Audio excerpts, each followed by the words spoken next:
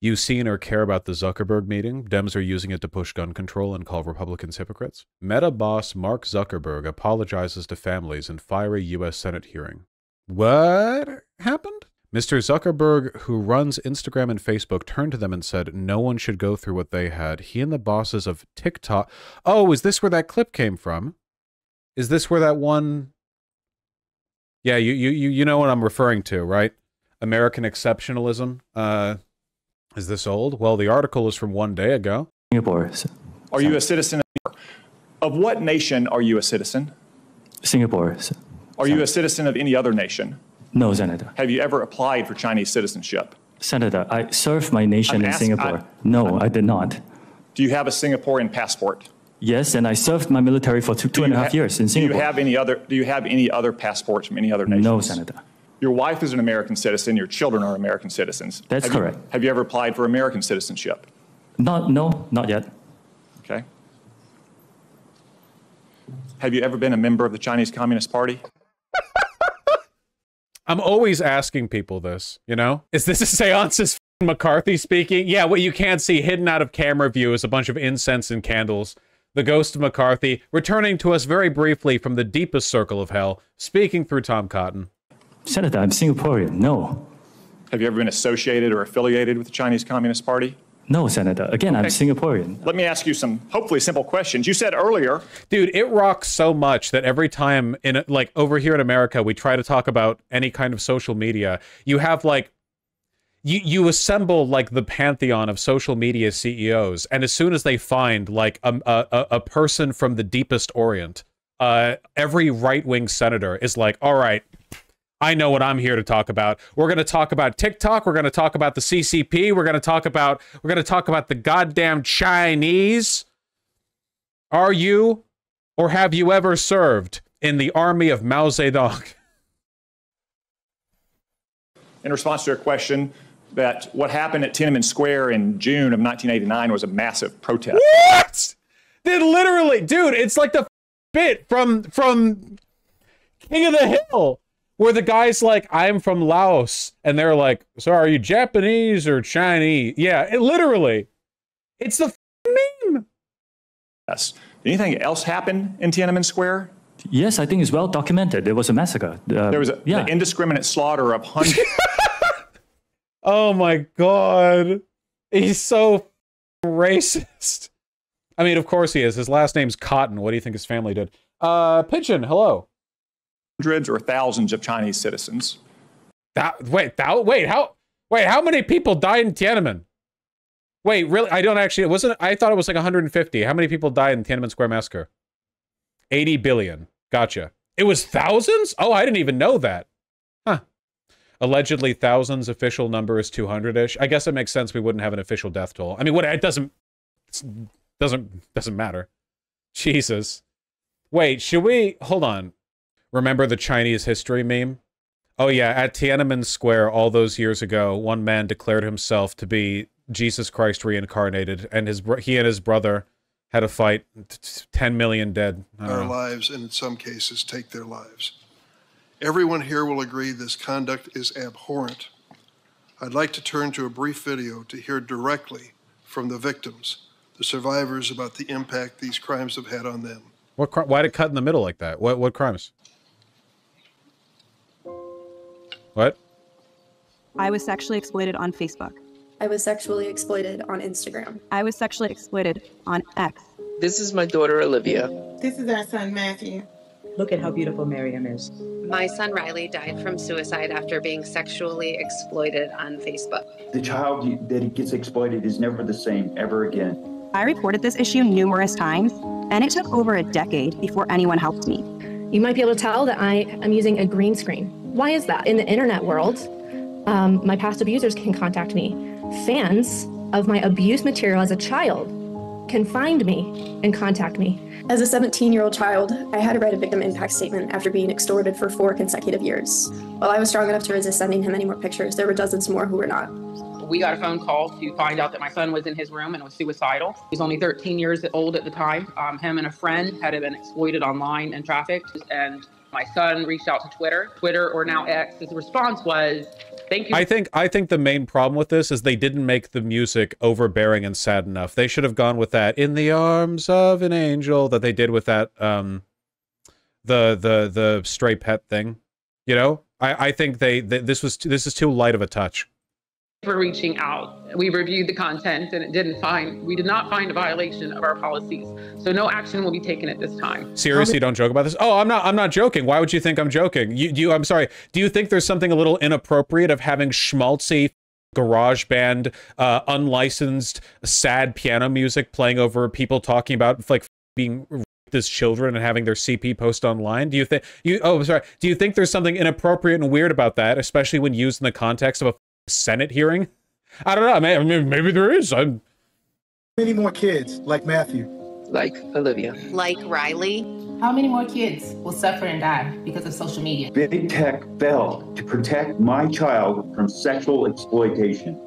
Big tech failed to protect me from online sexual exploitation. And we need Congress to do something for our children and protect them. It's not too late. It's not too late to do something about it. Online child sexual exploitation is a crisis in America. In 2013, the National Center for Missing and Exploited Children, known as NCMEC, received approximately 1,380 cyber tips per day. By 2023, just 10 years later, the number of cyber tips has risen to 100,000 reports a day. What the fuck? That's 100. What agency could possibly filter through that much information? Jesus Christ. There's no way. It'd be like the Department of Defense level spending to hire the number of people. 1,000 daily reports of child sexual abuse material, also known as CSAM. In recent years, we've also seen an explosion in the so-called financial sextortion, in which a predator uses a fake social media account to trick a minor into sending explicit photos or videos, then threatens to release them unless the victim sends money. In 2021, NCMEC received a total of 139 reports of sextortion, 2021. In 2023, through the end of October alone, this number skyrocketed to more than 22,000. Jesus.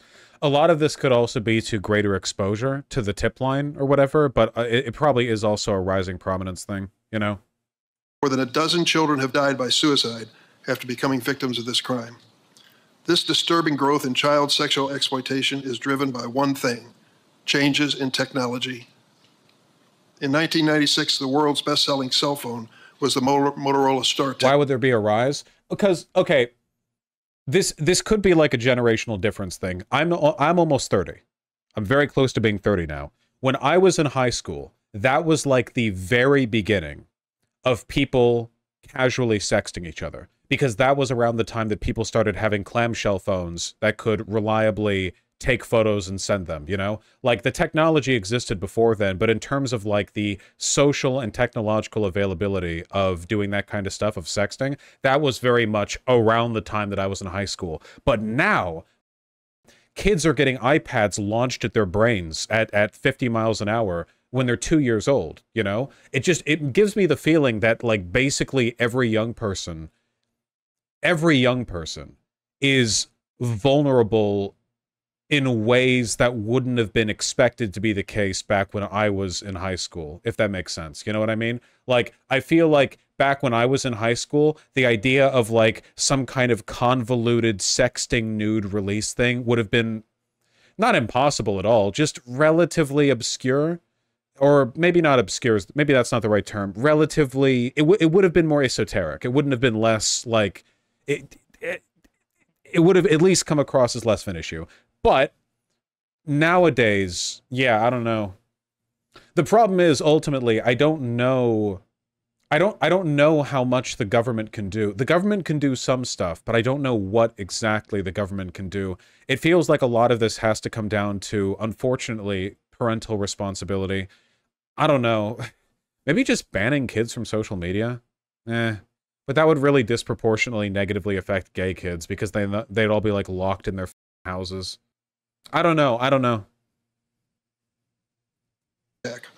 While groundbreaking at the time, the clamshell-style cell phone wasn't much different from a traditional phone.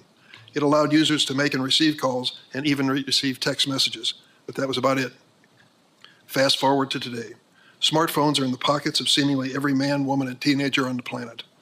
Like the Star Attack today, today's smartphones allow users to make and receive calls and text, but they can also take photos and videos, support live streaming, and offer countless... Just watch the TikTok and link, then link it again, dumbass. Oh, you did? Wait, here, I found it. Never mind. From TikTok Cringe. Is this... Oh my god, I haven't seen this person's face in an eon. Where have you linked me? Why is it not safe for work? This year, I exposed the website that was allowing individuals the opportunity to subscribe to photos of little girls in bathing suits and leotards. Ah, Reddit, circa 2012. And for obvious reasons, a lot of people were very upset about that. And if you were upset about that, then you should really be upset about this platform and what they're allowing to happen. Instagram. She pointed to Instagram. I guess, okay, I don't know if there's any not safe for work stuff in this video. Except for the language? It's probably fine. It's on TikTok. They are also allowing predators to subscribe to exclusive access of their young girls. And the content they post on their public platform looks like this.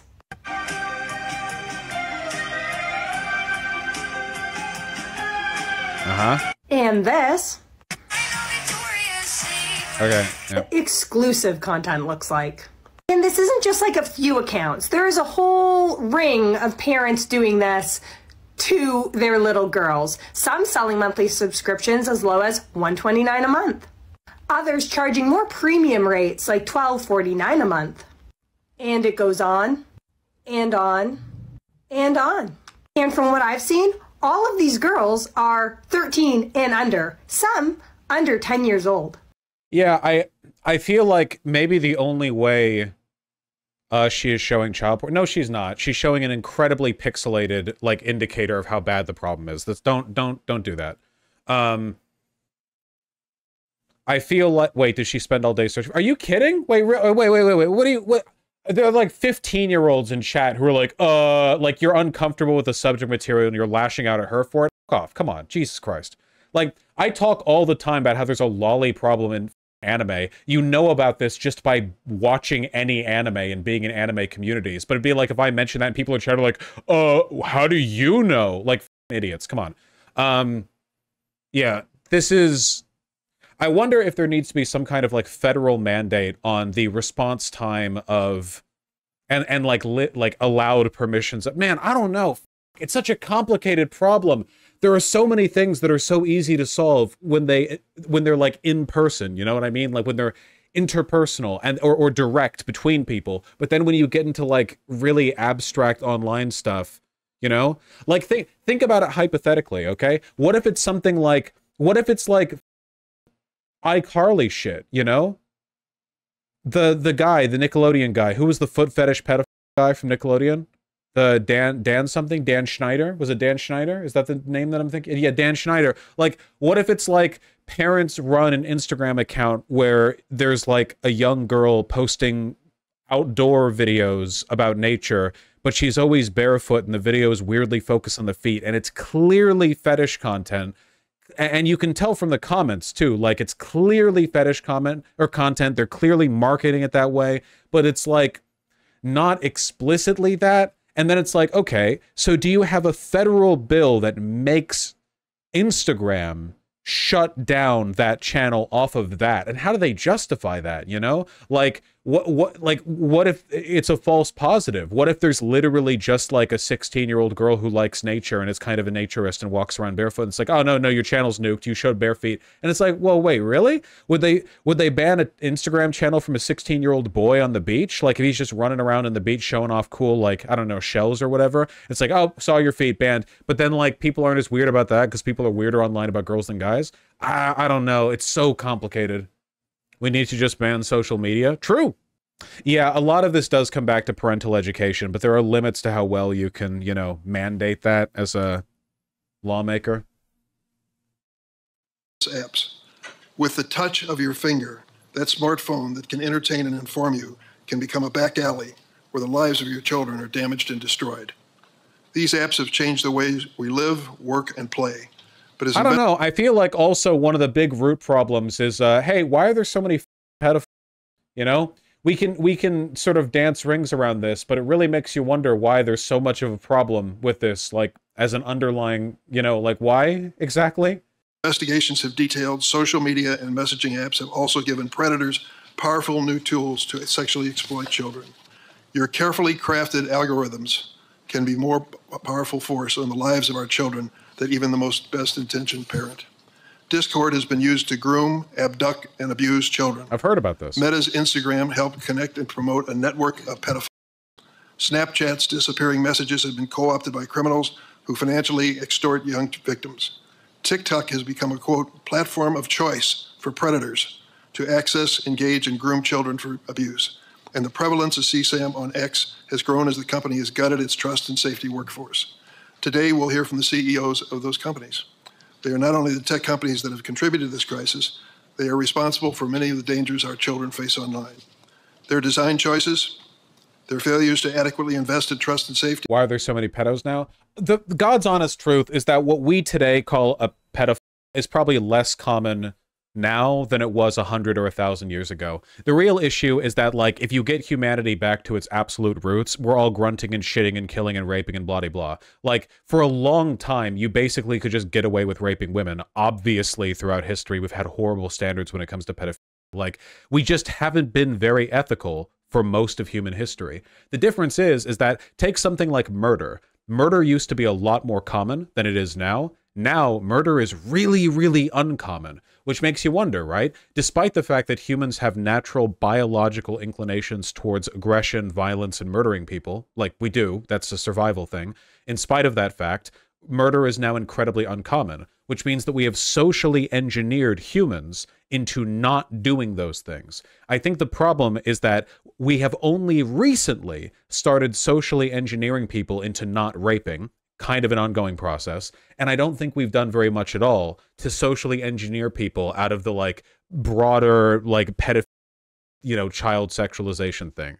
Like an understanding of consent, basically, which of course they're associated because obviously, you know, if you have sex with a kid, you're raping the kid. Like that is how that works. So, yeah, I mean, it's like a broader social engineering project.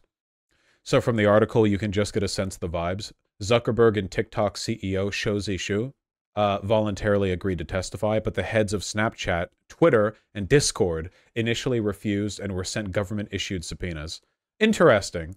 Not surprising. If Elon Musk was here, he'd be like shakily defending pedophilia or something. I don't know.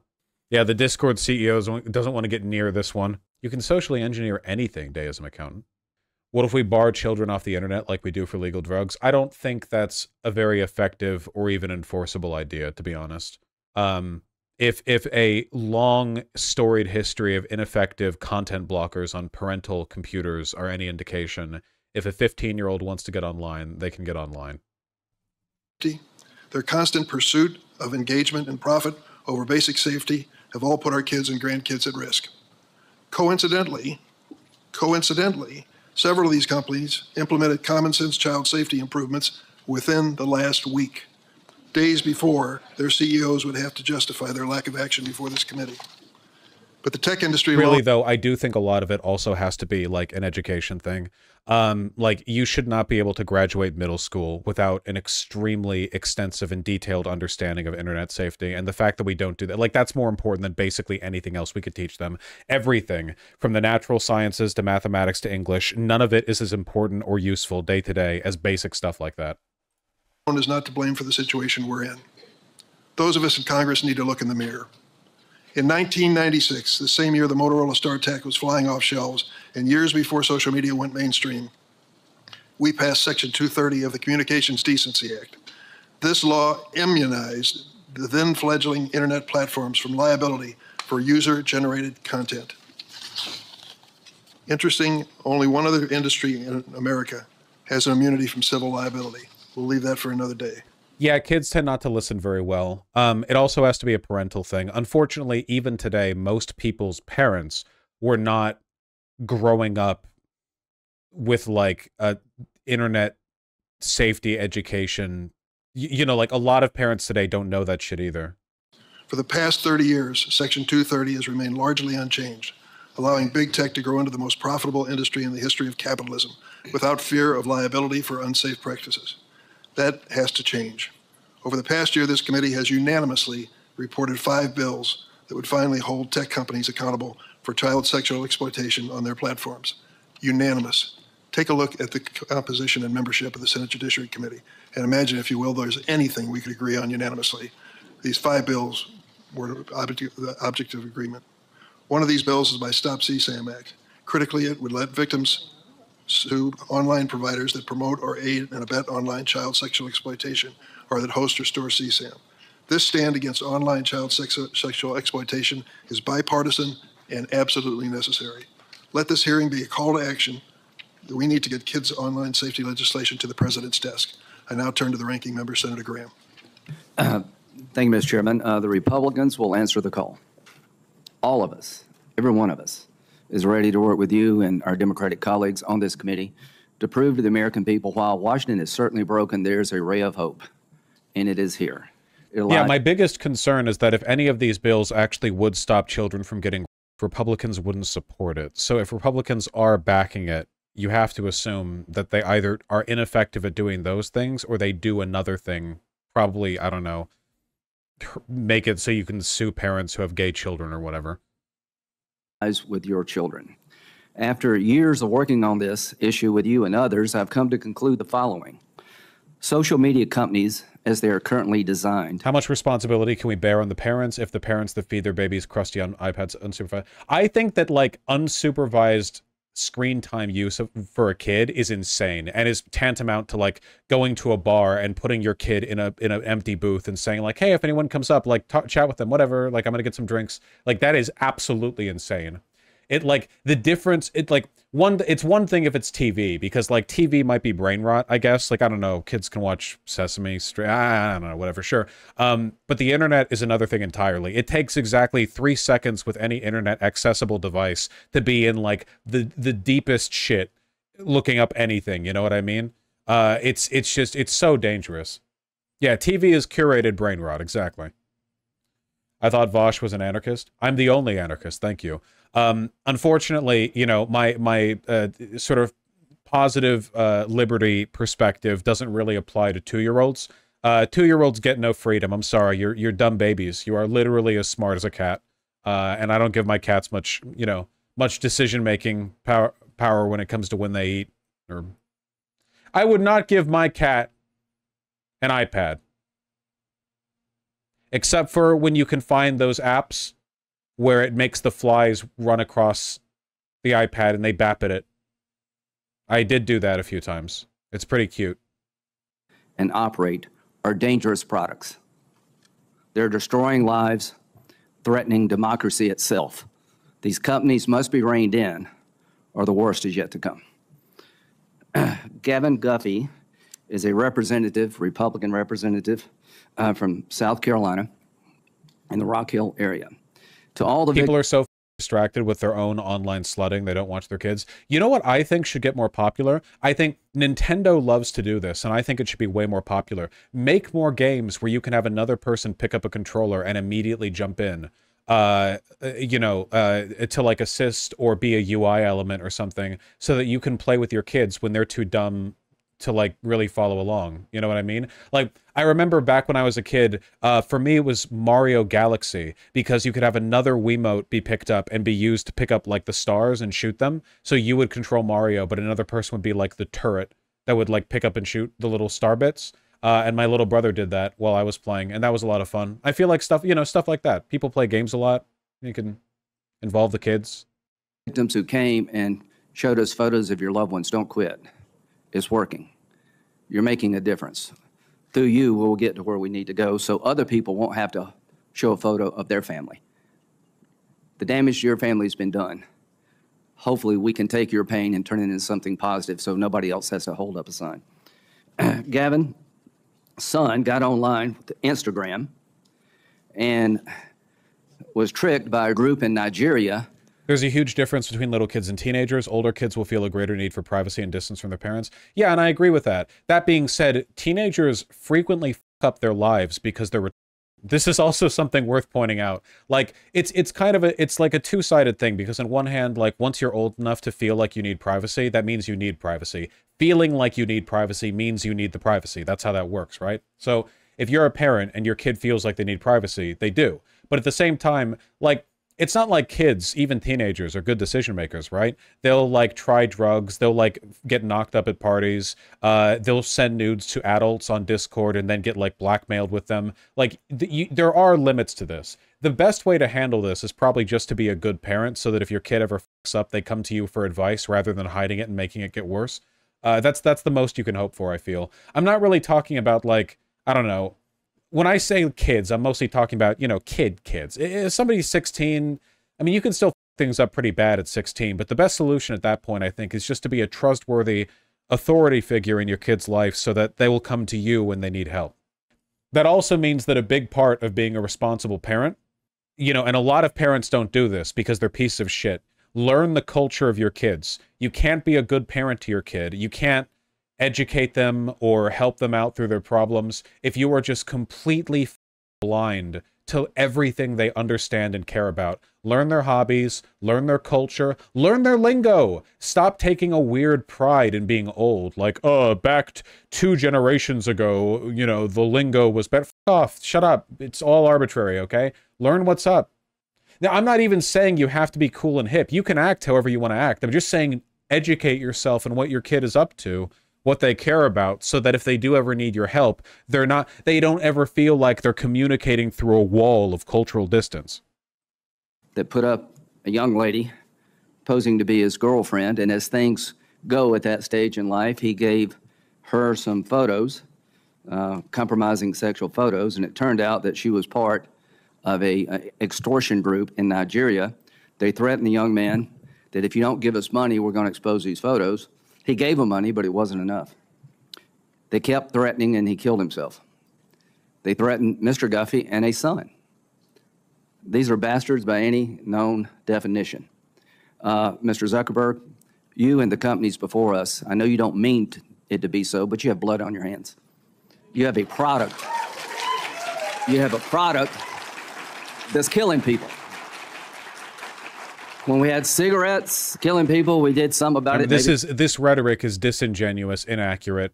We do not agree with this man. Our criticisms are more nuanced. Wonder if the kid who killed himself was the son of Christian fundamentalists. Yeah, I could be off, by the way, but I'm willing to bet the only reason a young guy would kill himself over the worry of his nudes getting released is if those nudes were gay-coded and his community, including his family, wouldn't have approved of it, okay? Now, I'm putting myself in the kid's shoes a bit, but I remember being a 14, 15, 16-year-old boy, and I'm pretty sure that if anyone from Nigeria threatened to leak my nudes back at that age, like, what? Like, what are you, what? Dick? What, like, what do you, what? You know, there had to be some other f***ed up, like, social thing that was, there had to be some other element there. I could be wrong, but stuff like that does happen. The easiest people to blackmail are people with unsupportive families and friends, for obvious reasons. Not enough. You're going to talk about guns? We have the ATF. Nothing here. There's not a damn thing anybody can do about it. You can't be sued. Now, Senator Blumenthal and Blackburn, who've been like the dynamic duo here, have found emails from your company where they warned you about this stuff, and you decided not to hire 45 people that could do a better job of policing this. So the bottom line is you can't be sued. You should be. And these emails would be great for punitive damages. But the courtroom's closed to every American abused by all the companies in front of me. Of all the people in America we could give blanket liability protection to, this would be the last group I would pick. It is now time to repeal Section 230. Why is the guy on the right mewing? Hey, listen, okay, he's here for a while. This committee is made up of ideologically most different people you could find. We've come together through your leadership, Mr. Chairman, to pass 5 bills to deal with the problem of exploitation of children. I'll talk about them in depth in a little bit. The bottom line is all these bills have met the same fate. They go nowhere. They leave the committee and they die. Now, why is this guy wrong? Because this guy and the people on his side are demons and they only want to make the world worse. They are pro-pedophilia, they are pro. They will never propose any legislation that is good just as a, like, there's never you gotta hand it to them or whatever. If anytime they go after anything internet related, it's either because they want to make it illegal for people to be trans online or some bullshit like that, or make it so that you get charged as a sexual predator for having a kid who identifies as homosexual or anything in that ballpark, or it's a way of deregulating the internet. Okay, like if they actually cared about making the world a better place, they would do it generally. So we don't agree with these people. We do agree that social media corporations need to do a hell of a lot more when it comes to stuff like this, though I'll admit the specifics on how to do that are very complicated. Yes, Wax Newman, this was linked. The Kids Online Safety Act is still a huge danger to our rights online. KOSA, a bill that would increase surveillance and restrict access to information in the name of protecting children online. KOSA was introduced in 2022 but failed to gain traction, and today its authors, Richard Blumenthal and Marsha Blackburn, have reintroduced it with slight modifications. Though some of these changes were made in response to over 100 civil society organizations and queer right groups' criticisms of the bills, its latest version is still troubling. Today's version of KOSA would still require surveillance of anyone 16 or under. It put the tools of censorship in the hands of the state's attorney general, would greatly endanger the rights safety of young people online. Interesting that it would put it in the hands of the state attorneys general, huh? Rather than any kind of like federal regulatory group, considering the fact that social media could easily be regulated at a federal level. It really makes you wonder if there's perhaps some kind of state political distinction they would defer to that would allow them to control red states' internet access in a way they can't elsewise. Online child safety is a complex issue, but KOSA attempts to boil it down to a single solution. The bill holds platforms liable if their designs and service do not prevent and mitigate a list of social ills, anxiety, depression, eating disorders, substance use disorders, physical violence, online bullying and harassment, sexual exploitation, abuse, and suicidal behaviors. Deciding what designs or services lead to these problems would primarily be left up to the FTC and 50 individual state attorney generals to decide. Really, here's an incredibly vague list of things we're looking to prevent. By the way, we're going to hand it off to the Texas AG, a person who has bragged that he would start enforcing sodomy laws if the Supreme Court let him. Senator Blackburn literally said she wants KOSA because it targets trans people. Wonder Postman Newsbreak that it did the topic last year was Senator Marshall Blackburn admitting KOSA will target transgender content online as part of the reason she brought the bill. Used to protect minor children from the transgender in our culture. Again, Republicans don't give a fuck about pedophilia at all. They don't give a shit. They don't care if they're doing something like that. Like, I hate to be the first one to break it to you guys, but we need to restrict rights to protect our children is the first trick in the book. It's literally the very first #1 thing they go to every time. Every single time, every single regressive policy, their first attempt at pushing it is, for the children. Satanic panic, going after video games, comic book censorship code, every single time, reliably. KOSA's co-author, Senator Blackburn of Tennessee, has referred to education about racial discrimination as dangerous for kids.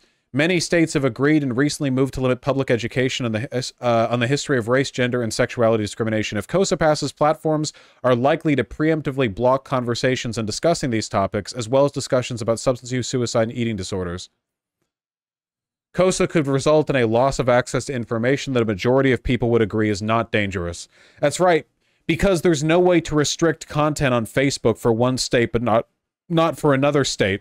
What that means is that if there's a single state in the union that starts going after, people or platforms who, I don't know, in this case, talk about transgender people, like, it could very well be that one attorney general starts mounting a bunch of lawsuits against Facebook because people in Minnesota are talking on a public platform on Facebook about transgender issues, and they want to make the entire platform anathema to that, you know? That's what we're talking about here. Yeah, it would be the end of the free internet, functionally. Stronger competition laws, comprehensive data privacy legislation. Seems like they're targeting symptoms and not the problem. They're not even targeting symptoms. They're targeting queer people. Again, they don't care about pedophilia.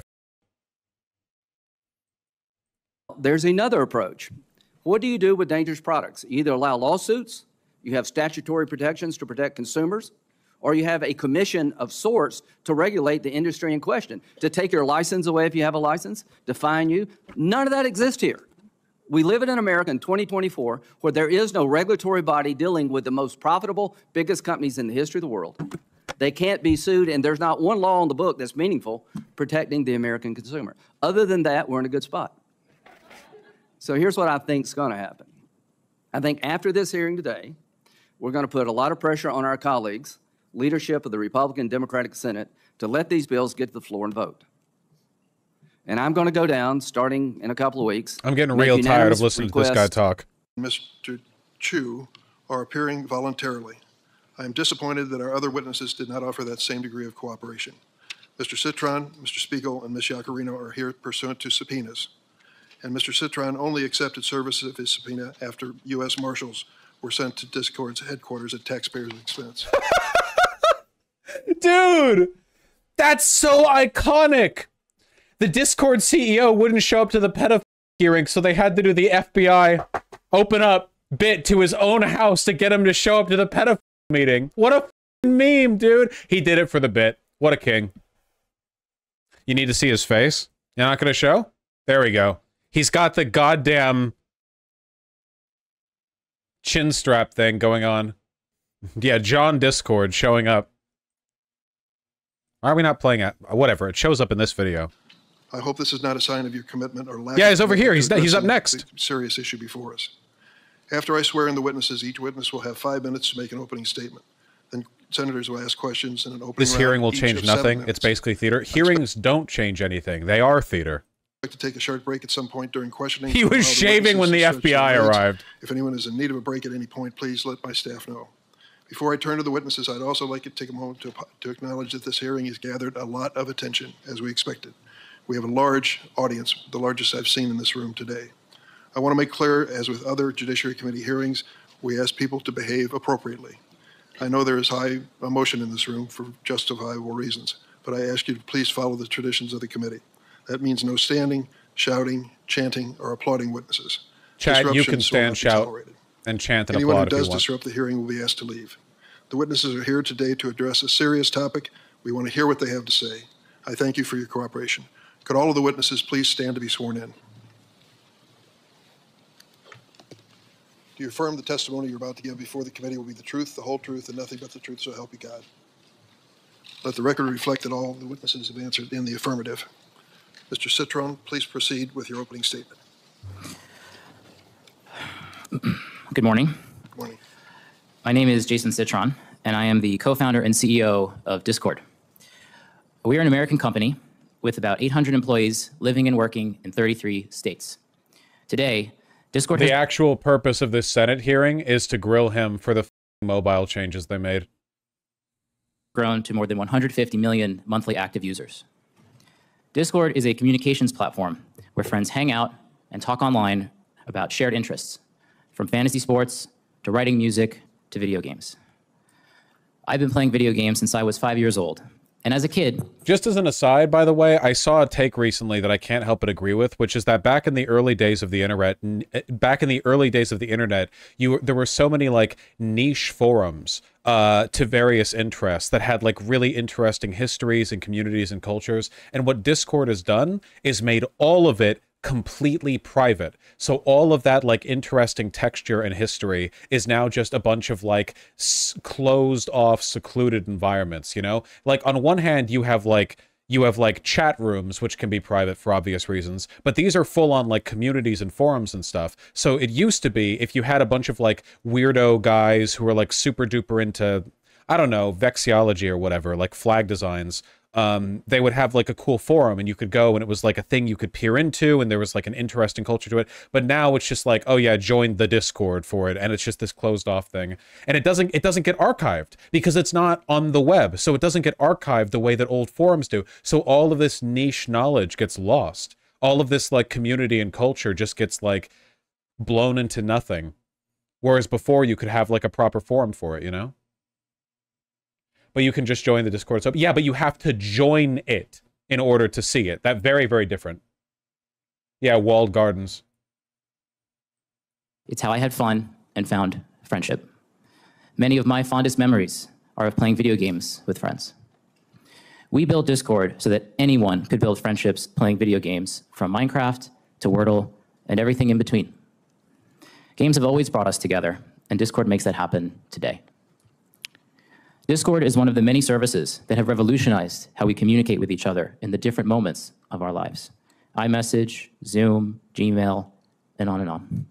They enrich our lives, create communities, accelerate commerce, healthcare, and education.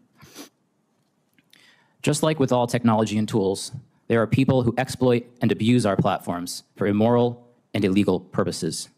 All of us here on the panel today and throughout the tech industry have a solemn and urgent responsibility to ensure that everyone who uses our platforms is protected from these criminals, both online and off. The internet needs to go back to looking like Hypnospace Outlaw. We need return with a V to GeoCities. Safety requires all of us to work together. So we partner with nonprofits, law enforcement. Sorry, but you can't put the genie back in the bottle, kind of like high streets, forums, and coming back to major use. Yeah, but you know what? I feel like we could if we wanted to, because they're just better. Like, one of the big issues that people have today, like, people have a hard time making friends today because everyone, like, there are only 4 websites and there are billions of people on them. So people are just like ghosts in the night, you know? You just, like, pass by each other. Oh, here's a person. Oh, here's a person. Like, the closest we have nowadays, I feel, to genuine friendship building in terms of, like, forming an online community is Discord. And isn't that sad? Like, man, people used to make such meaningful relationships off old style forums, and that shit just doesn't really happen anymore because those don't exist anymore. Whatever. Enforcement and our tech colleagues to stay ahead of the curve in protecting young people online. We want to be the platform that empowers our users to have better online experiences, to build true connections, genuine friendships, and to have fun. Senators, I sincerely hope today is the beginning of an ongoing dialogue that results. What's really different but the aesthetic? I talked about what's different. And real improvements in online safety. I look forward to your questions and to helping the committee learn more about Discord. They still exist. Stop with the misinformation. Shut the fuck up, you loser. You know when I say they don't exist. Of course they're still capable of being made. Obviously they still exist. It's easier than ever to make websites. They don't exist in the sense that they're not an essential component of online fabric. They used to be standard. Why do you, like, I'm sorry, okay? Can you do a bit of the work yourself, all right? I feel like I'm holding out a spoonful of V-slop for you to consume, and you're not moving your head forward, all right? I gotta move the spoon into your mouth too? Like, I have to specifically say, technically they still exist. In fact, the total volume of forums is probably larger now than it used to be. That being said, now that you can more easily access basic community networking on Twitter or Discord or whatever else, that means the people are less likely to... Thank you, Mr. Citron. Mr. Zuckerberg. Chairman Durbin, Ranking Member Graham, and members of the committee. Every day, teens and young people do amazing things on our services. They use our apps to create new things, express themselves, explore the world around them, and feel more connected to the people they care about. Overall, hard to say with him just sitting here, but I think this might be a good suit. Hard to say. I might disagree if I saw him standing. Teens tell us that this is a positive part of their lives, but some face challenges online, so we work hard to provide parents and teens support and controls to reduce potential harms. Being a parent is one of the hardest jobs in the world. Technology gives us new ways. Okay, I don't actually care about their canned speeches, okay? Oh, Linda Yaccarino is here for Twitter. Not Elon Musk, though. When does the grilling begin? I want to see grills. That now is the time to act with urgency. Thank you. I look forward to answering your questions. Thank you very much, Ms. Yaccarino. Now we're going to rounds of questions, 7 minutes each for the members as well. I would like to make note of your testimony, Ms. Yaccarino. I believe you are the first social media company to publicly endorse the CSAM Act. It is our honor, Chairman. That is progress, my friends. Thank you for doing that. I'm still going to be asking some probing questions. Wow, what a surprise. The person associated with Elon Musk gleefully throws their weight behind a far-right-backed bill. But let me get down to the bottom line here. I'm going to focus on my legislation on CSAM. What it says is civil liability if you intentionally or knowingly host or store child sexual abuse materials or make child sex abuse materials available. Secondly, intentionally or knowingly promote or aid and abet a violation of child sexual exploitation laws. Is there anyone here who believes you should not be held civilly liable for that type of conduct? Mr. Citron? Good morning, Chair. This is a meaningless virtue signal. Everyone is going to agree that those laws should be followed. The question is, like, with more specifics, because like we took a look at the language of the bill, and the language of the bill is incredibly vague, with the interpretation being left up to AGs. You know, so like that's a meaningless question. It's just meant to like prime people who are here because of a child they have lost. Hi. All the families that are here because you want us to see you. It's a different bill. That doesn't change the fact that it's priming then. A bill to make you liable if you knowingly host child sexual abuse material. I was under the impression that was already the case. If it's not, then I support that, obviously. And to know your concern. You have contacted each of us in our offices expressing your grief, your loss, your passion, and your concern. And the audience that is watching can't see this. They can see you, the witnesses from the companies. But this room is packed as far as the eye can see. And when this hearing began, many of you picked up and held pictures of your beloved and lost children. I benefit from and participate in social media, as do many members of the committee and our nation and our world. There are now a majority of people on Earth participating in and in many ways benefiting from one of the platforms you have launched or you lead or you represent. And we have to recognize there are some real positives to social media. It has transformed modern life. But it has also had huge impacts on families, on children, on nations. And there's a whole series of bills championed by members of this committee that tries to deal with the trafficking in illicit drugs, the trafficking in illicit child sexual material, the things that are facilitated on your platforms that may lead to self-harm or suicide. So we've heard from several of the leaders on this committee, the chair and ranking and very talented and experienced senators. The frame that we are looking at this is consumer protection. When there is some new technology, we put in place regulations to make sure that it is not overly harmful. Yeah, this goes back to Section 230 stuff. We used to talk about this more often back during the election. This was a big talking point. Section 230 came about way back in the early days of the internet. Provides immunity from liability for providers and users of an interactive computer service who publish information provided by third-party users. No provider or user of an interactive computer service shall be treated as the publisher or speaker of any info provided by another information content provider. Section 230C2 further provides good Samaritan protection from civil liability for operations of interactive computer services and the good faith removal or moderation of third-party material they deem obscene, lewd, lascivious, filthy, excessively violent, harassing, or otherwise objectionable, whether or not such material is constitutionally protected. Basically, the gist of it, the gist of it is that if something bad gets posted on Twitter, it's not Twitter's fault, as long as they engage in a good faith effort to remove it, if it is unconstitutional or not protected. It is the cornerstone of the modern internet, yeah. You need Section 230. It's not possible. There are ways to edit it that might make things better, but removing Section 230 would essentially just destroy the internet. As my friend Senator Klobuchar pointed out, one door flew off of one plane. No one was hurt. And yet the entire Boeing fleet of that type of plane was grounded, and a federal fit-for-purpose agency did an immediate safety review. I'm going to point not to the other pieces of legislation that I think are urgent that we take up and pass, but to the core question of transparency. If you're a company manufacturing a product that is allegedly what is going on here? To take down the explicit video of this child, Twitter invoked Section 230. Oh, we just talked about that. Pre-watched. And the district court ruled that. Hold on, which? The claim was barred. Oh. There is nothing about that set of facts that tells me that Section 230 performed any public service in that regard. I would like to see very substantial adjustments to Section 230 so that the honest courtroom, which brought relief and justice to E. Jean Carroll after months of defamation, which brought silence, we're doing politics, peace, and justice to the parents of the Sandy Hook children after months of defamation and bullying by InfoWars and Alex Jones, and which brought significant justice and an end to the campaign of defamation by Fox News to a little company that was busy just making election machines. So I would, my time is running out. I'll turn to, I guess Senator Cruz is next.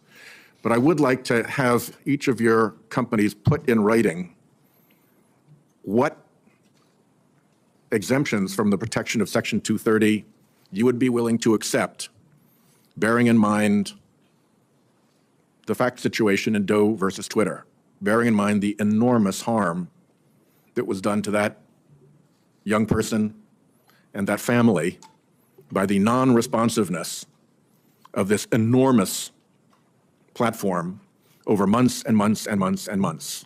I wish we could get some kind of good faith discussion of Section 230 and provisions to it and edits that could be made. Because again, the removal of Section 230 would just mean the end of the internet. Having no Section 230 would mean that from a legal perspective, if some random user posted CP on Facebook, Facebook, the company, could be sued as if they had been the one to publish it. Even if they removed it immediately, from a legal perspective, it would be as though Facebook itself had put that child sexual abuse material out and then removed it, thus making them legally liable for it. The consequence of this would be that they would simply never let you post anything.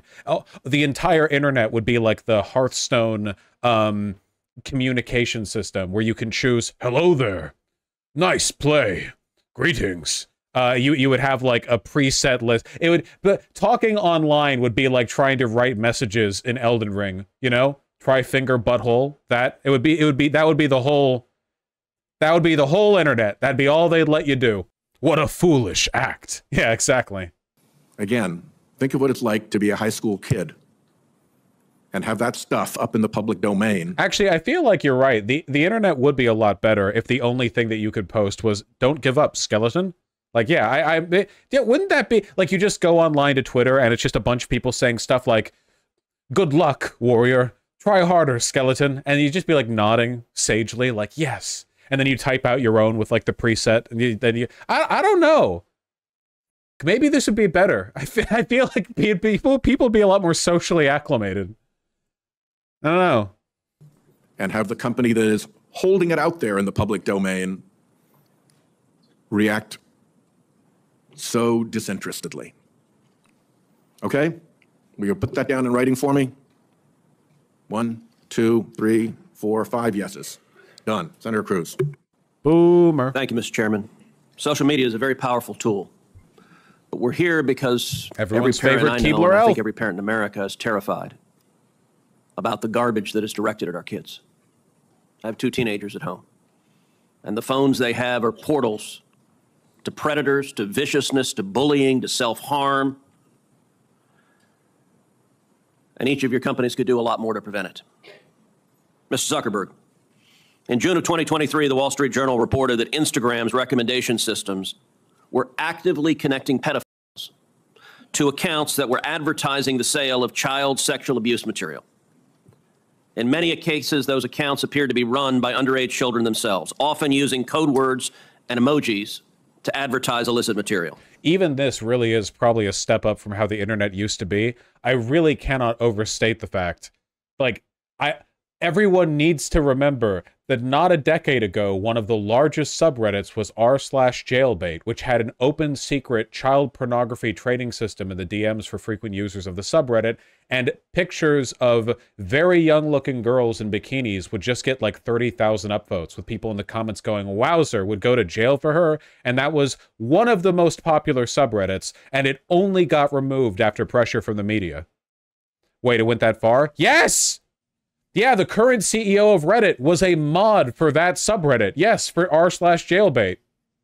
In other cases, the accounts included indicia that the victim was being sex trafficked. Now, I know that Instagram has a team that works to prevent the abuse and exploitation of children online. But what was particularly concerning about the Wall Street Journal expose was the degree to which Instagram's own algorithm... Is that the guy who's been... Yeah, this is you/Spez right here. This is the CEO of Reddit. ...was promoting the discovery... You can't see it, right? It says Mr. Spez on the little nameplate. ...ability of victims for pedophiles seeking child abuse material.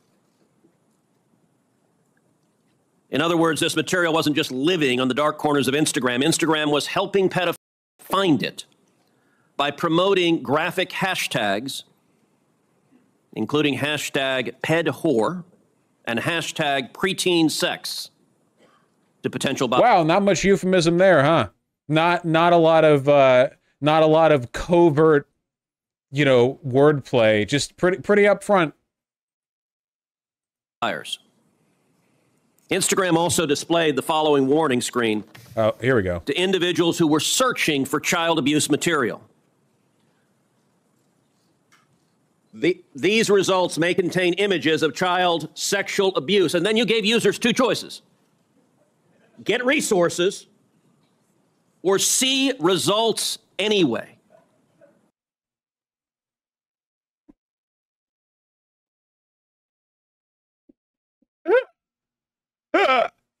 Jesus Christ. Astronomically uncommon Ted Cruz W. Yeah, that's pretty bad, guys. I don't know. That's pretty bad. Oh my God.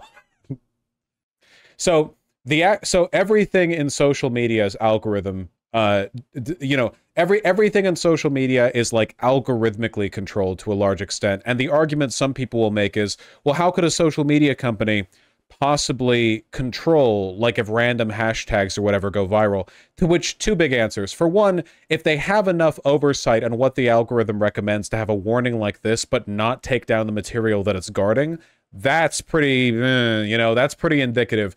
And number two, you should have people overlooking the system. It actually doesn't take that many people to look at what's trending, right? Like, you can get, proportional tables on hashtags and their like relative levels of use. If you have certain words that usually get used this many times a day, but they've been used twice as often, like, that shows up. Like, Twitter has access to that info. I assume all the social media companies do. If any hashtag, like, what was it called? Pedo something, whatever those hashtags were, like, they can see that the trend, like, they have the info, So I feel like the nanosecond anything like that shows up, yeah, ped whore. The nanosecond anything shows up like that, there's got to be somebody at headquarters who could just go in there and start nuking it from orbit, Mr. Zuckerberg, what the hell were you thinking? Good, it's good. That's a good question. I mean, obviously, Zuckerberg himself didn't make this decision, but still, as a proxy for the company, sure. Yeah, that's a good question. All right, Senator. The basic science behind that is that when people are searching for something that is problematic, it's often helpful to, rather than just blocking it, to help direct them towards something that that could be helpful for getting them to get help. There is an element of truth to this in some cases. A good example would be eating disorders, for example. Eating disorder Twitter is a blighted place. Any equivalent to it also blighted, A bunch of anorexic 16-year-olds purging because they saw a picture of a girl looking like a skeleton, but in their mind it looked good. Like, okay, so should social media companies nuke pro-eating disorder content? Yes, that shit. Those people are crazy. Yes, it should. However, I can understand an argument there for, like, okay, rather than blocking everything, there should be some system for, like, redirection. That being said, I don't think that really applies in this specific context. I don't think it should be like, did you perhaps mean to look for anti-child sexual abuse materials? We can redirect you to, I don't know about that. I understand get resources. In what sane universe is there a link for see results anyway? Well, because we might be wrong. We try to trigger this warning, or we tried to, when we think that there's any chance that the results. Okay, you might be wrong. Let me ask you, how many times was this warning screen displayed? I don't know, but you don't know. Why don't you know? I don't know the answer to that off the top of my head. But you know what, Mr. Zuckerberg, it's interesting you say. Yeah, I know the radical dino. That's why I want their online communities to be broken up. Don't know it off the top of your head, because I asked it in June of 2023 in an oversight letter, and your company refused to answer. Will you commit right now to within 5 days answering this question for this committee? We'll follow up on that. Is that a yes? Not a will follow up. I know how lawyers write statements saying we're not going to answer. Will you tell us how many times this warning screen was displayed? Yes or no? Senator, they probably do have that data. Tell us. Hold on, my sleep demon, the dream. Yeah, I wake up and I'm in this, and it's like instead of those results may contain images, it's like the horse cock logs. I'm here for the in the Senate hearing, I can feel the flop sweat from Zuckerberg. I'm sympathizing. The Kharkiv Kid Finder. Did you or did you not go to Kharkiv with your, quote, superhuman ability to find children? What did you do with those children, Mr. Kuczynski? I was like, yeah. How many times this warning screen was displayed? Yes or no?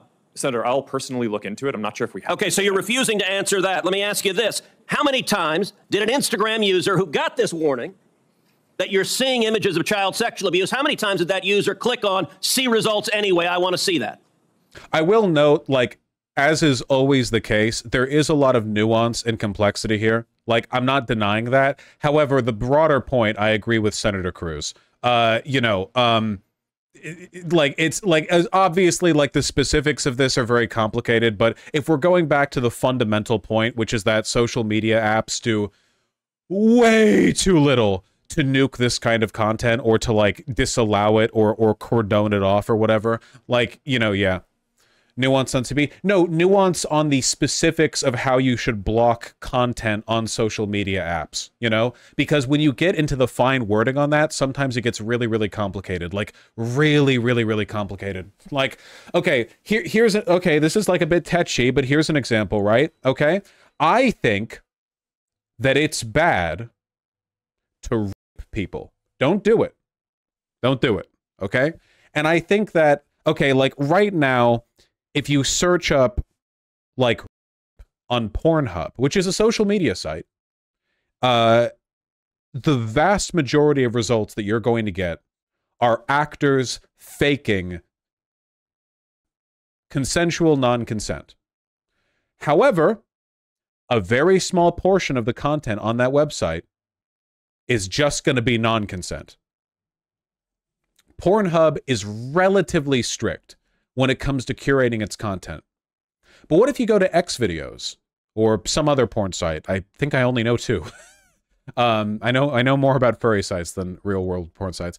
What if you go to Twitter?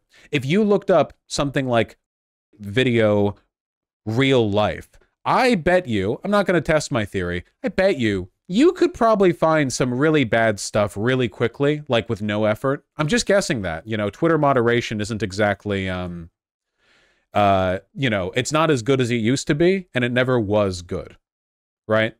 So what if you had a site like, now rape is bad, as we've established, so what if you had a website just like block, like have like a block for if you search anything resulted in rape?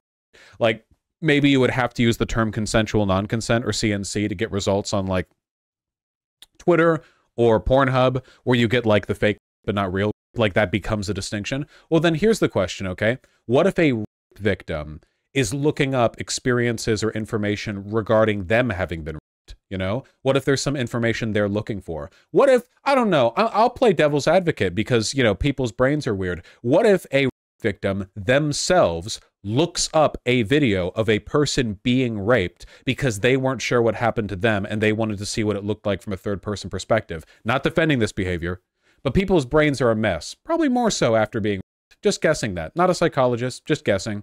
So in situations such as these are the weirder situations that you have to think about when you're talking about something like blocking content. Now, again, this is not a defense of Zuckerberg here. I don't think that these nuances really apply when it comes to these results may contain images of child sexual abuse. I think that in this case, you can take a pretty, you can take a pretty big mallet approach. You can come at it with a big hammer. You understand, right? Anyway, that's what I meant by there being nuance. I mean nuance in the broader subject of censoring, deleting, or barring genres of content, I guess. Do you think it's one of those cases where legally you apply the, when you see it? I don't know. And I mean, that also gets into a question of, like, your ability to identify harmful material. For example, how well can you distinguish between consensual non-consent and rape in a video? Say you see a video reported and it looks like it's rape and you ban it, and it turns out that what looked like a rape is actually two well-known porn actors just doing a scene, but a film grain was added on top of it and, a vignette to make it look as though it was being viewed through a security camera. So it gave the impression that it was a bit more, you know, real than it actually was. And then that gets banned, and maybe a person who posted it gets banned. Stuff like this, I mean, questions abound, right? Moderation on social media has always been a difficult subject, much in the same way that law is. The difference is we have a gigantic, like, superstructure to manage legal problems, and it costs an ungodly number of money and employs an ungodly number of people, and we're still backed up by years for trial dates. So how well do you think things are going to go on Facebook, where rather than filing a police report, you can do an actual report in seconds? You know, billions of people use these sites, and you're dealing with like regular old employees for managing and discerning what is or is not against the rules. It's tough. I've seen a porn vid where a female porn star is being beaten and really roughly treated. I thought it was insane, but that was an officially released scene, and she's into that apparently. Yeah, bitches be crazy. How can you tell with some of this stuff, right? And then there's the problem of the reverse. Yes, quite possibly that's an even larger problem. Senator, I'm not sure if we stored that, but I'll personally look into this and we'll... Dude, I've seen lesbian videos that go insane with impact. All lesbians want to be bludgeoned with a paddle. I don't know what's wrong with them, but this is a universal. It's many such cases. Follow up after. And what follow-up did Instagram do when you have a potential pedophile clicking on, I'd like to see child porn? What did you do next when that happened? Senator, I think that an important piece of context here is that any context that we think is child sexual Mr. Zuckerberg, abuse, that's called a question. What did you do next when someone clicked, you may be getting child sexual abuse images, and they click, see results anyway? What was your next step? You said you might be wrong. Did anyone examine, was it in fact child sexual abuse material? Did anyone report that user? Did anyone go and try to protect that child? What did you do next? Senator, we take down anything that... This is obviously, yeah, this is fake performative bullshit. I agree with the overall point, but there's some of this is, did you try to protect that child? What child? What is that even referring to? Like, yeah, did you SEAL Team 6? Is it like this is like, yeah, this is stupid and performative. Unfortunately, like the rare instances where a good point is made, it will be immediately compromised. Oh, he gets another picture out? We think is sexual abuse material on the service, and we do... Did anyone verify whether it was in fact child sexual abuse material?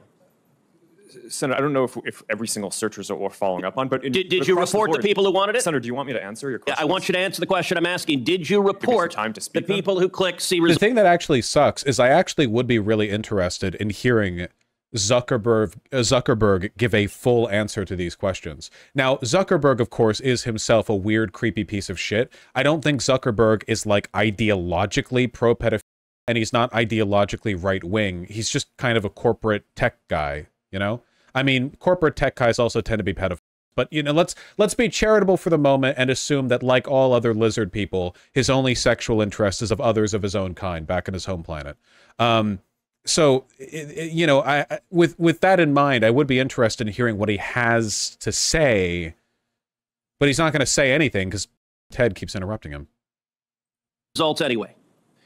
That's probably one of the factors that we use in reporting. And in general, we've reported more people and done more reports like this to NCMEC, the National Center of Missing and Exploited Children, than any other company in the industry. We proactively go out of our way across our services to do this, and have made, I think it's more than 26 million reports, which is more than the whole rest of the industry combined. So, Mr. Zuckerberg, your company and every social media company needs to do much more to protect children. All right, Mr. Chu, in the next couple of minutes I have, I want to turn to you. Okay. You're familiar with China's 2017 National Intelligence Law, which states, quote, all organizations and citizens shall support, assist, and cooperate with national intelligence efforts in accordance with... Just picture perfect, dude. Absolutely. Mr. Chinaman, are you aware of the fact the CCP has ruled it law that all of you shall... Have you... Are you aware of the fact that the mandate of heaven commands you to report on doings from outside of the Orient and bring gold and silk back to the Forbidden Palace? The law and shall protect national intelligence work secrets they are aware of. Yes, I'm familiar with this. TikTok is owned by... Pictured here a painting of your emperor.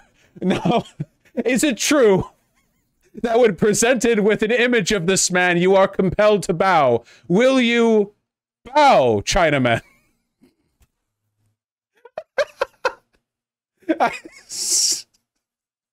I'm sorry. ByteDance, is ByteDance subject to the law?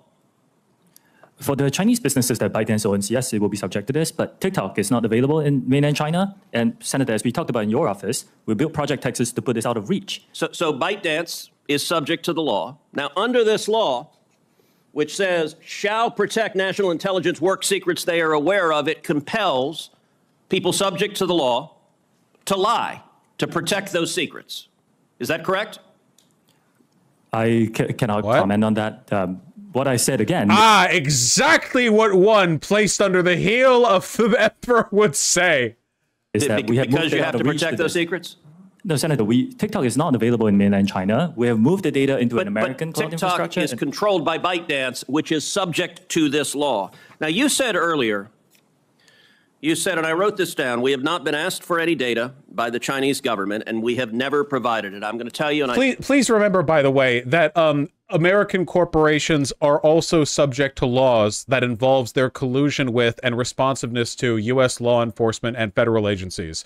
Obviously, probably most governments have versions of that. Like, why wouldn't they? You know, shit, yeah.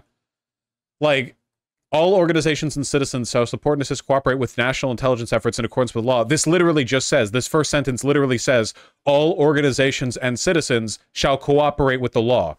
Oh, you know, the mandate of heaven ruling with an iron fist lately, it seems, you know, and shall protect national intelligence work secrets they're aware of. No shit. If you are aware of a national intelligence work secret implied by the word secret, it would be expected, like, again, this is such a this is such an obvious, yeah. Like, people in American industries that do contract work with the government also have to sign NDAs and occasionally do know information which is classified as top secret, and they do, in fact, have to protect that intelligence. That is true. I told this when you and I met last week in my office. I do not believe you.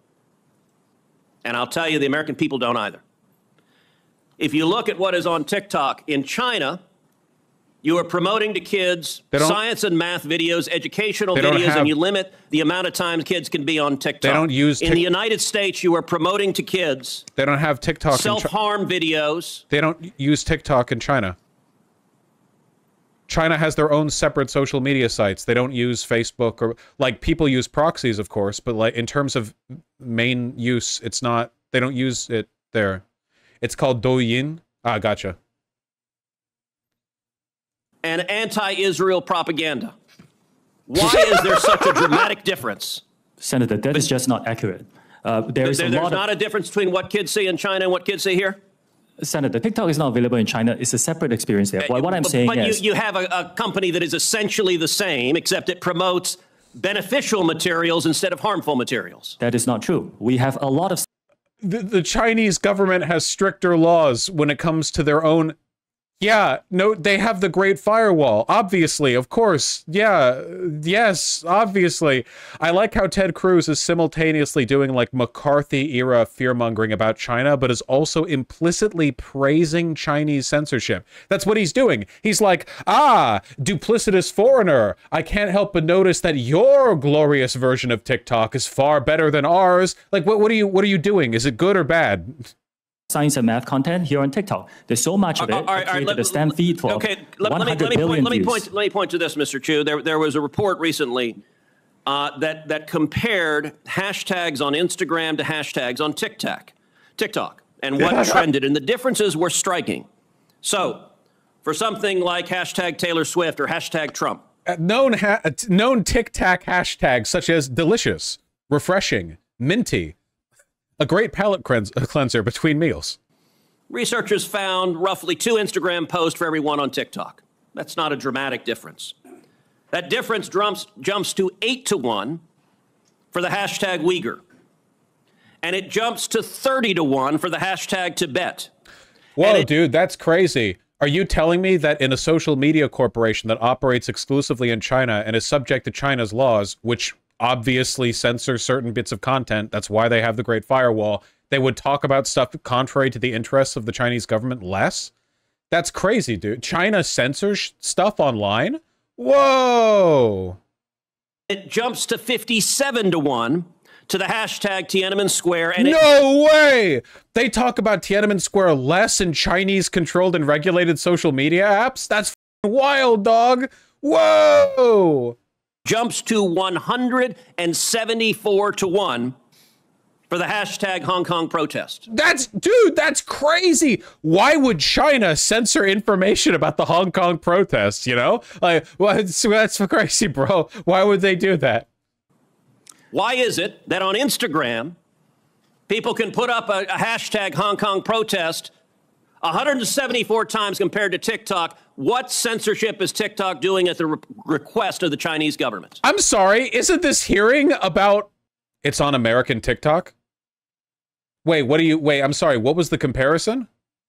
Wait, is he saying that the TikTok and Instagram? Oh, he's comparing American TikTok. Wait, is he implying that American TikTok is censoring Tiananmen Square stuff? I'm sorry, I assume, my apologies. Wait, that doesn't, the idea is that TikTok is a hand of China. Why wouldn't it be censored in the United States? Well, TikTok does censor a lot of stuff. That's true. But they also censor stuff like ugly and queer creators or anything else that isn't like... TikTok is a blighted space. You guys know that, right?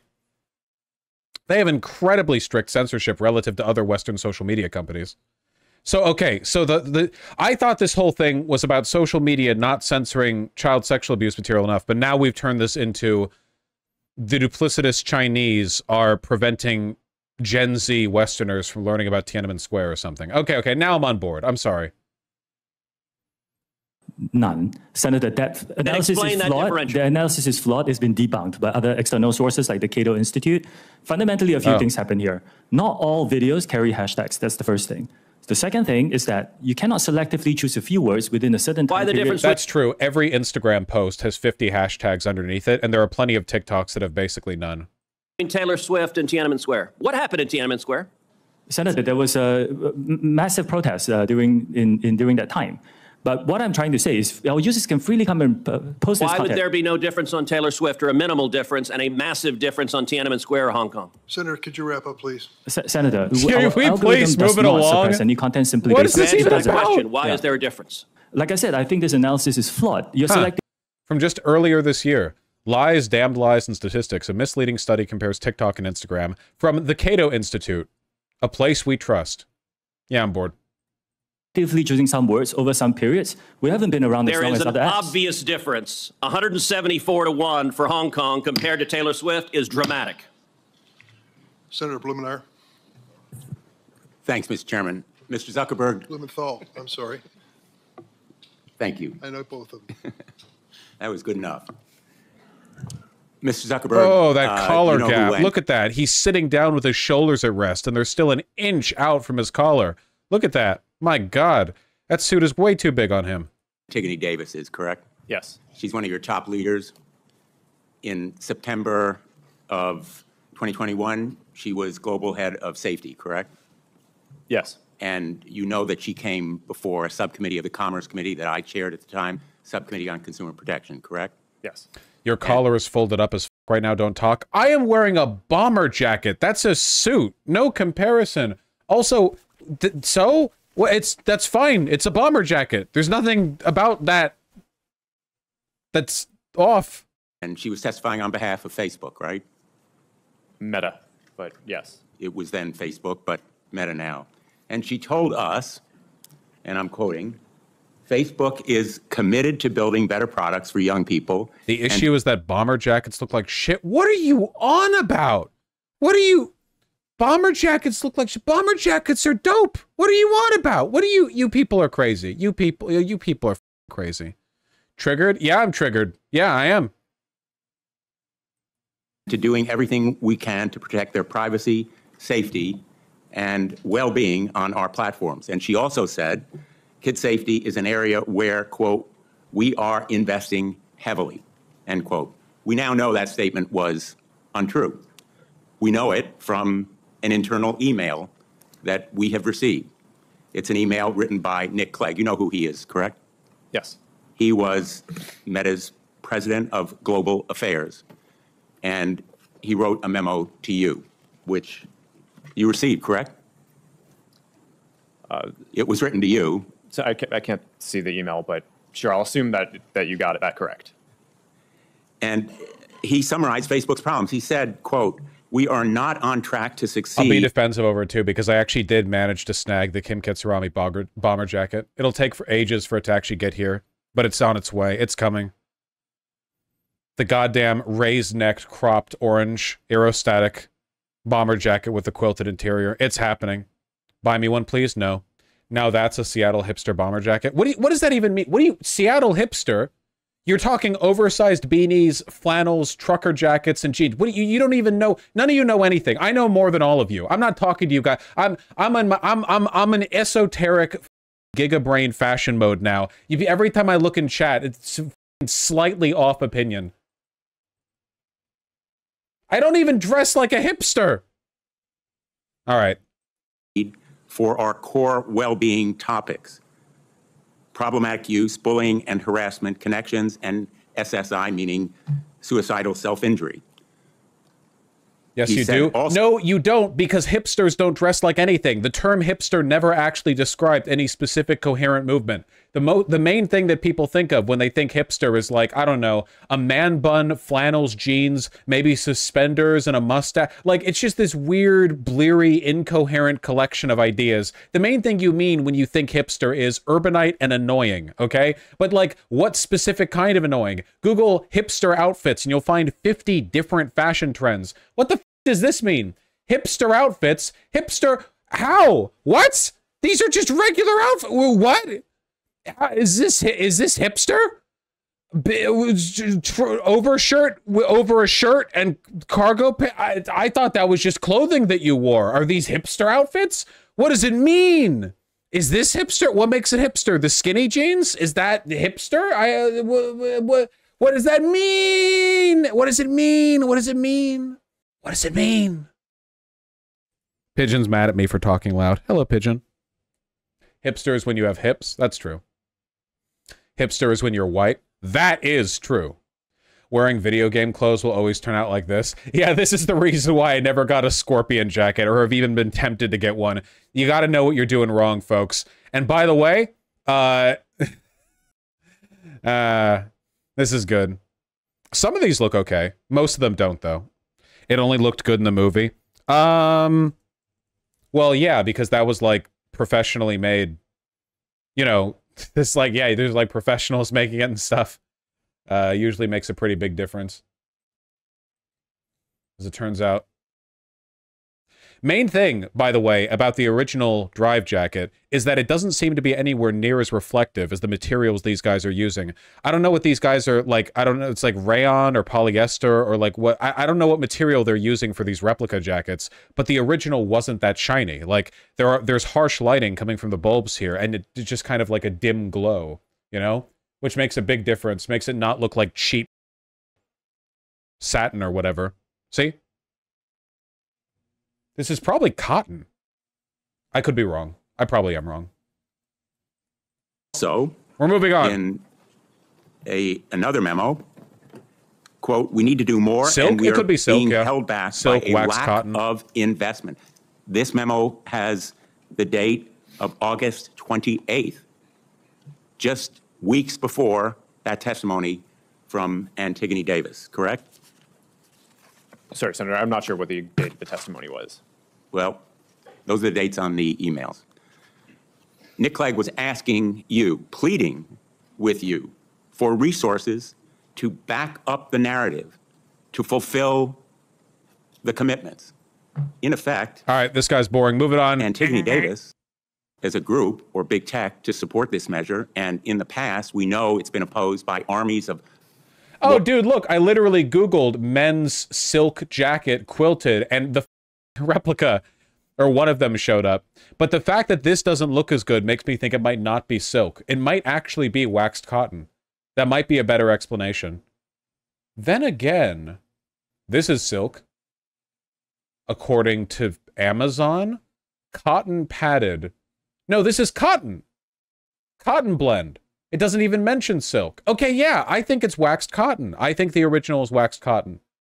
Lawyers and lobbyists, we're prepared for this fight, but I am very, very glad that we have parents here because tomorrow we're going to have an advocacy day. And the folks who really count, the people in this room who support this measure, are going to be going to their representatives and their senators. I can't look at this caller gap. Moving on. This reaction was unprompted and consistent across all groups. That's your study.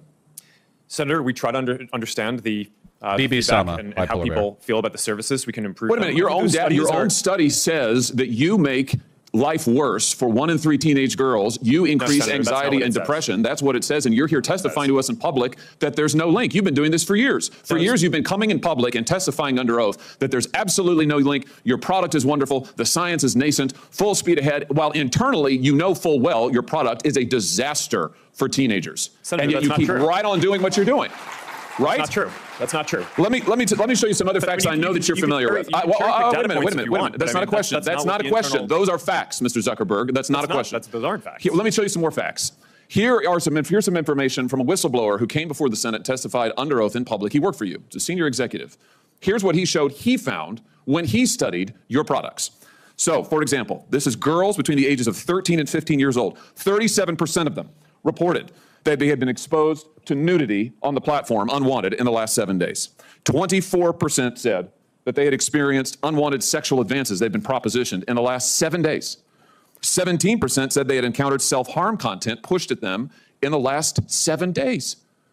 Now, I know you're familiar with these stats because he sent you an email where he lined it all out. I mean, we've got a copy of it right here.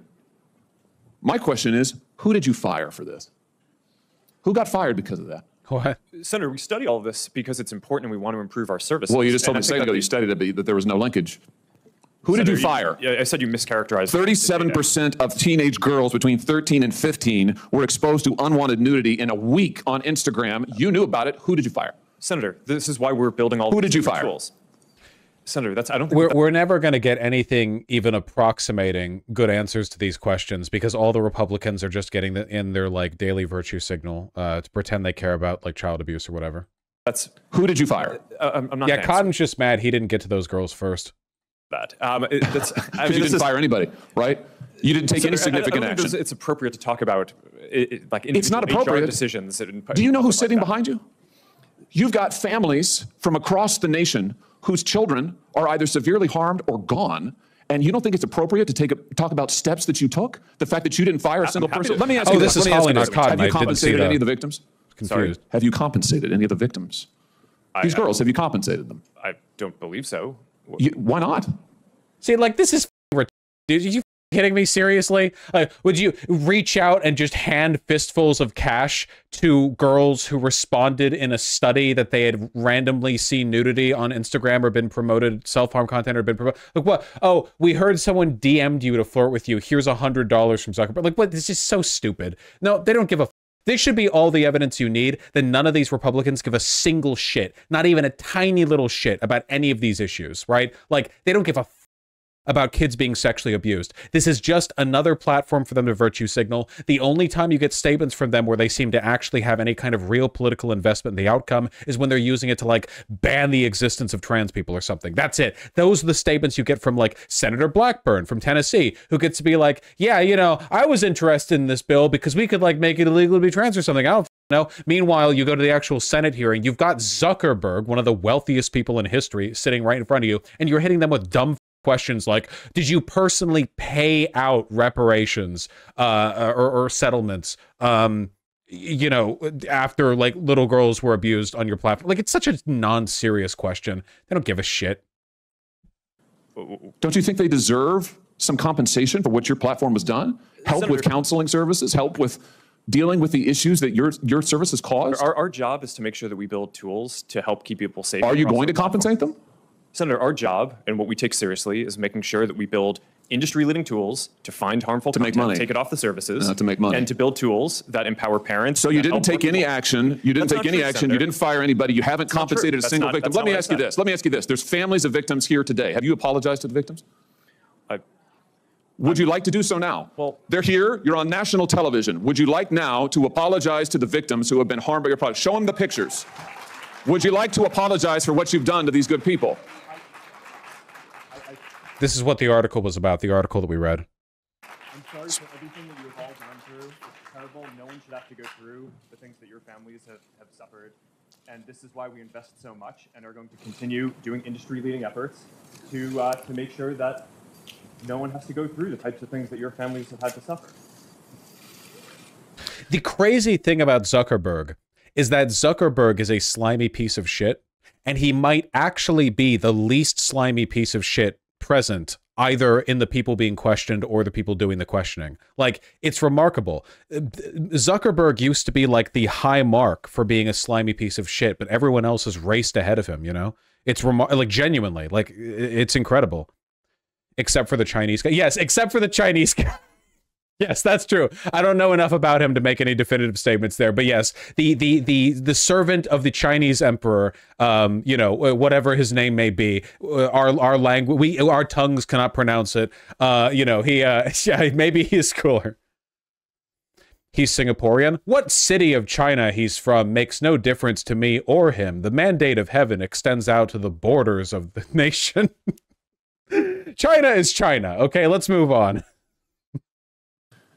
You know, why, Mr. Zuckerberg, why should your company not be sued for this? Why is it that you can claim, you hide behind a liability shield, you can't be held accountable? Shouldn't you be held accountable personally? Will you take personal responsibility? Senator, I think I've already answered this. I mean, these well, try us again. Will you take personal responsibility? Senator, I view my job and the job of our company as building the best tools that we can to keep our community safe. Well, you're failing at that. Well, Senator, we're doing an industry-leading effort. We build AI tools. Please stop saying industry-leading. Holy shit.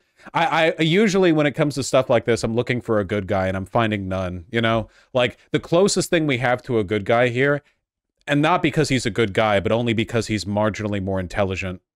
Okay, he's significantly more intelligent than the people questioning him, is Zuckerberg. That's the closest thing I have. He's not even a good guy. It's just like, you know, it's the dynamic is lacking right now. No matter who wins, we lose. Shit. He is a smart guy. There's no denying Zuckerberg's a smart guy. Since your product is killing people, will you personally commit to compensating the victims? You're a billionaire. Will you commit to compensating the victims? Will you set up a compensation fund Senator, with your money? I think these are with your money. Senator, these are complicated. Yes, no, that's not a complicated question. No, that's Senator, a yes or no. Will you set up a victims compensation fund with your money, the money you made on these families sitting behind you? Yes or no? Senator, I don't think that that's... Wait, the money he made from them? Or on the... Like, if it's just the money he made from them, that's like, what's the ad revenue from that? Like 7 cents? Toss a dime over? My job is to Sounds like a no. Good tools. My Sounds job like a is no. to make sure that... Your job is to be responsible for what your company has done. You've made billions of dollars on the people sitting behind them. Are you here? You've done nothing to help them. You've done nothing to compensate them. You've done nothing to put it right. You could do so here today, and you should. You should, Mr. Zuckerberg. Before my time expires, Mr. Chu, $12 a year per user. Yeah, throw a couple hundreds over. Why should your platform not be banned in the United States of America? You are owned by a Chinese communist company, or a company based in China. See, that's what I'm saying, you know, from the city of Singapore, the mandate of heaven controls you. The tithes given to the emperor from your village include the information you steal from good American citizens. Yeah. China, the editor-in-chief of your parent company is a Communist Party secretary. Your company has been surveilling Americans for years. According to leaked audio from more than 80 internal TikTok meetings, China-based employees of your company have repeatedly accessed non-public data of United States citizens. Your company has tracked journalists improperly gaining access to their IP addresses, user data, in an attempt to identify whether they're writing negative stories about you. Why should, your platform is basically an espionage arm for the Chinese Communist Party. Why should you not be banned in the United States of America? Senator, I disagree with your characterization. Many of what you have said, we have explained in a lot of detail. TikTok is I'm sorry. I'm waiting for him to bring up. They're moving a big like billboard over and like flip it around to bring the next image forward to make his point, and it's this. It's like, now if I can direct everyone's attention. This is so fucking racist, dude. Jesus Christ. Oh my God. Oh my God. It's so bad. Used by 170 million Americans. I know, and every single one of those Americans are in danger from the fact that you track their keystrokes, you track their app usage, you track their location data, and we know that all of that information can be accessed by Chinese employees who are subject to the dictates of the Chinese Communist Party. Why should you not be banned in this country? Senator, that is not accurate. A lot of what you describe we collect, we don't. It is 100% accurate. Do you deny that repeatedly Americans' data? Pauly has this like mounted in his office. This is from 1901? Jesus Christ. Yeah, I guess that's about right. From his seat in the Forbidden Palace, the duplicitous Chinaman controls immorality and smallpox. And Pak Apu, whatever the f that is. Nothing really changes. Yeah, no kidding, huh? Oh, see, he's coming from the Treasury, so the edit would be, this is TikTok, you know? What the f is Fontan? I couldn't even begin to tell you. Don't forget typhoid. Yeah, question this guy. Why did this guy bring typhoid into America? Has been accessed by ByteDance employees in China? We built a project that cost us billions of dollars to stop that, and we have made a lot of progress. And it hasn't been stopped. According to the Wall Street Journal report from just yesterday, even now, ByteDance workers, without going through official channels, have access to the private information of American citizens. I'm quoting from the article, private information of American citizens, including their birth date, their IP address, and more. Pak Apu was a type of gambling. Ah, like Genshin Impact, huh? Like gacha games. The duplicitous Chinese stretch their tentacles across the world further. That's now. Senator, as we know, the media doesn't always get it right. What we have. But the Chinese Communist Party does? I'm not saying that. What I'm saying is that we've spent billions of dollars to build this project. It's rigorous, it's robust, it's unprecedented, and I'm proud of the work that the 2,000 employees are doing to protect the data. But it's not protected. That's the problem, Mr. Chu. It's not protected at all. It's subject to Communist Chinese Party inspection and review. Your app, unlike anybody else sitting here, and heaven knows I've got problems with everybody here, but your app, unlike any of those, is subject to the control and inspection of a foreign hostile government that has actively tried to track the information. Just to be clear, by the way, the reason why I'm laughing about this is because of how manufactured it is. Fascism requires an external threat in order to, sort of construct a necessary level of hysteria to justify the militarism that it always entails. And the problem is that America doesn't really have any credible global enemies. North Korea is tiny and impotent. They would like to get something going with Iran, you know, for what it's worth, but they don't want to go against Russia because Russia just openly supports the U.S. Republican Party, like just straightforwardly. So China is really the only foreign threat they have. China is the only force large enough to really warrant this degree of hysteria. But the thing that's worth understanding is, unlike the case with previous waves of anti-Chinese racism, the American public doesn't hate China enough for this to really get going. The hatred of China exists, you know, xenophobia is a real thing and a real problem. I'm not saying it's not, but it's not like this nationwide hysteria. It's not like what we did with Muslims after 9/11 or with like a ton of groups throughout the Cold War or prior, right? Like the average American just doesn't have much room in their mind or heart to like hate China, you know? Maybe they hate the Chinese government, but you don't have that like essentialist, broad, indiscriminate hatred towards Chinese people. You know what I mean? Does that make sense? This just isn't a normie take. We had a raise in it with COVID, but even at the height of COVID xenophobia, it was nowhere near bad enough to justify like the fascist obsession with an external enemy. It could get worse, but at the moment, it just comes across as really forced, you know? Everyone knows a Chinese person. There are billions of them. That's true. A big part of why it's difficult to manufacture a hate wave against them is because there are a lot of Chinese people. They're in basically every city in America, and even in some rural areas, you know, there's a decent saturation of Chinese people, and everyone loves their food. Yeah, well, you know, you got to be careful. The average conservative is shockingly anti-Chinese. No, I don't think so. Not compared to a lot of other positions they have. Conservative fervor is defined not by what they claim they believe, but by what they actually care about. And as a proportion of their overall fervor, I don't think China's a big part of it for most of them. You know? Not to say they like China, just can you understand and identify the difference between the way the American public, and even conservatives specifically, treat Chinese people in China versus previous massive waves of foreign hatred? Because the differences are really, really big, you know? Like, go back a century ago, and all of the jokes that I've been making about like the heavenly mandate, duplicitous Chinese, blah de blah, that was like a mainstream position. The mainstream position in the West 100 years ago was that the Chinese were rat people. The Germans, when they started doing that crazy, wacky Nazi phase that they were so into 80 years ago, 90 years ago, whatever, when they got into that wacky shit, like their foreign opposition, the one they used to galvanize people, largely, you know, Soviet Russia, that was not like an idle hatred. They thought they were destroying the country. I don't know. It's just, I don't think the energy is not there. They're too focused on domestic issues at the moment. Also, you're not going to be able to like leverage this energy as well against Iran. I don't know.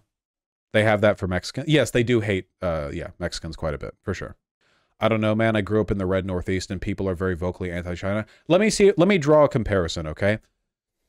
If fascists want to make China the big bad, the foreign threat that they use to justify militarism, think of the difference between the way the average conservative talks about Chinese people and China versus Mexican people and Mexico. The difference is massive. Conservatives rarely talk about the nation of Mexico, but Mexicans, they say illegal immigrants, but we know what they mean. Latin Americans broadly, if you prefer. They talk about them like a blight on the nation. Conservatives rarely talk about Chinese people negatively in the United States. In fact, they don't talk about them much at all. Model minority shit, you know?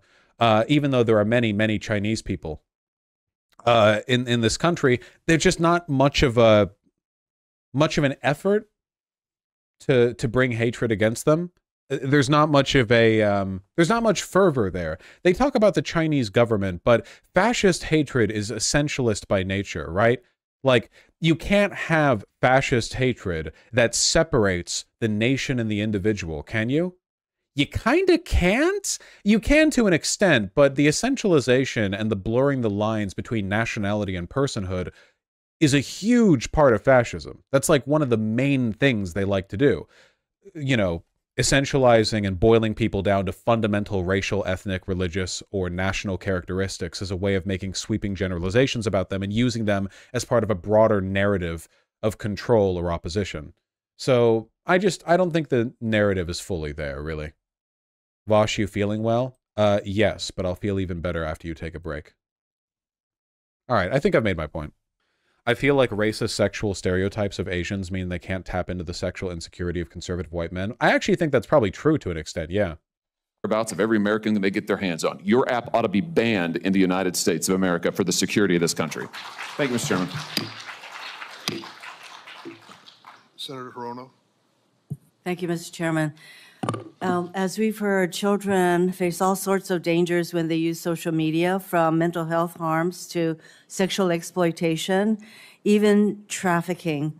Sex trafficking is a serious problem in my home state of Hawaii, especially for Native Hawaiian victims. That social media platforms are being used to facilitate this trafficking, as well as the creation and distribution of C-SCAM is deeply concerning, but it's happening. For example, several years ago, a military police officer stationed in Hawaii was sentenced to 15 years in prison for producing C-SCAM as part of his online exploitation of a minor female. He began communicating with this 12-year-old girl through Instagram. He then used Snapchat to send her sexually explicit photos and to solicit such photos from her. He later Bosh, she's intelligent. This segment will be boring.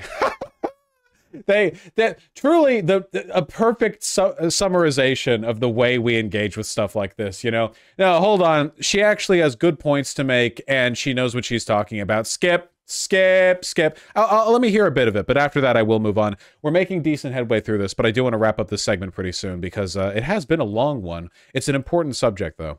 Use these photos to blackmail her. And just last month, the FBI arrested a neo-Nazi cult leader in Hawaii who lured victims to his Discord server.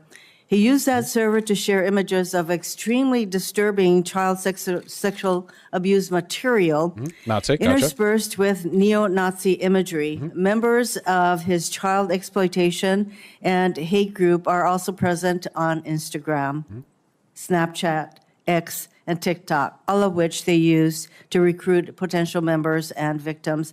In many cases, including the ones I just mentioned, your companies played a role in helping law enforcement investigate these offenders. But by the time of the investigation, so much damage had already been done.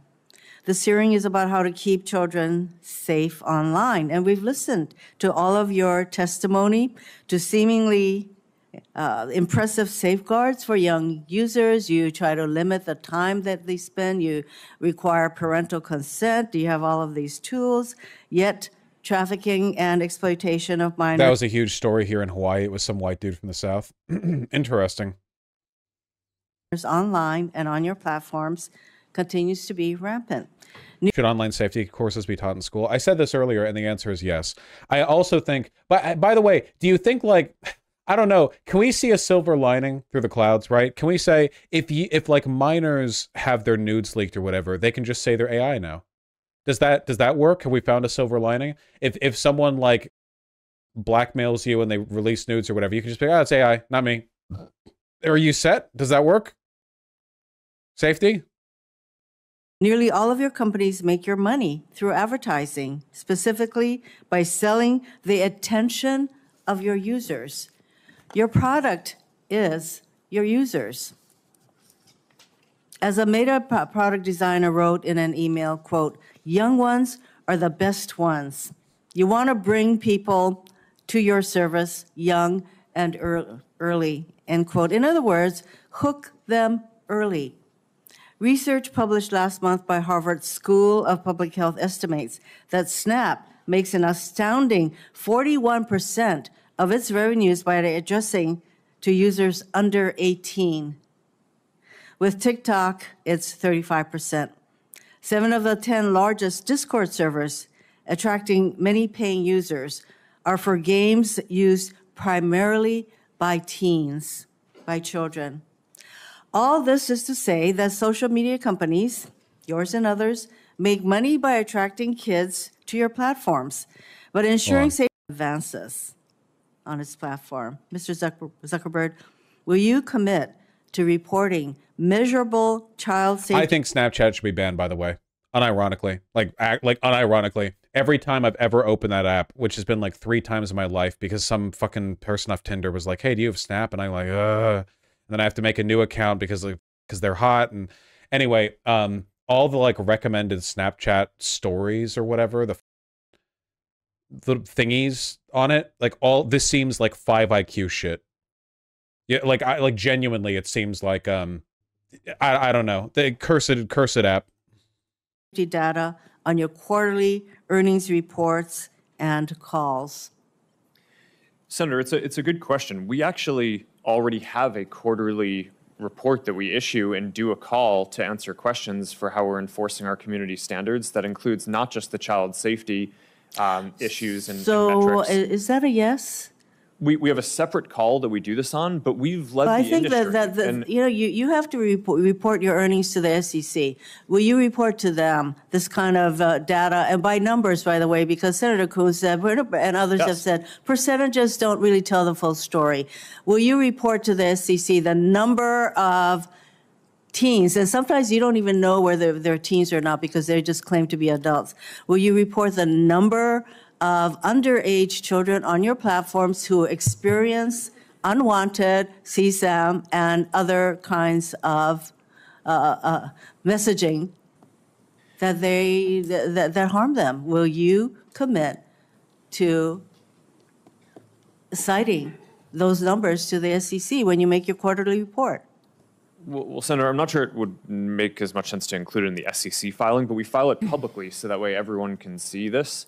And I'd be happy to follow up and talk about what specific metrics. I think the specific things that some of the ones that you just mentioned around underage people on our services, we don't allow people under the age of 13 on our service. So if we find anyone who's under the age of 13, we remove them from our service. Now, I'm not saying that people don't lie and that there aren't anyone who's under the age of 13 who's using it, but we're not going to be able to count how many people there are, because fundamentally, if we identify that someone is underage, we remove them from the service. I think that's really important that we get actual numbers, because these are real human beings. That's why all these parents and others are here, because each time that a young person is exposed to this kind of unwanted material and they get hooked, it is a danger. Yeah, how the f are social media companies responsible for children lying? When the f are parents supposed to take accountability? This is so dumb, lol.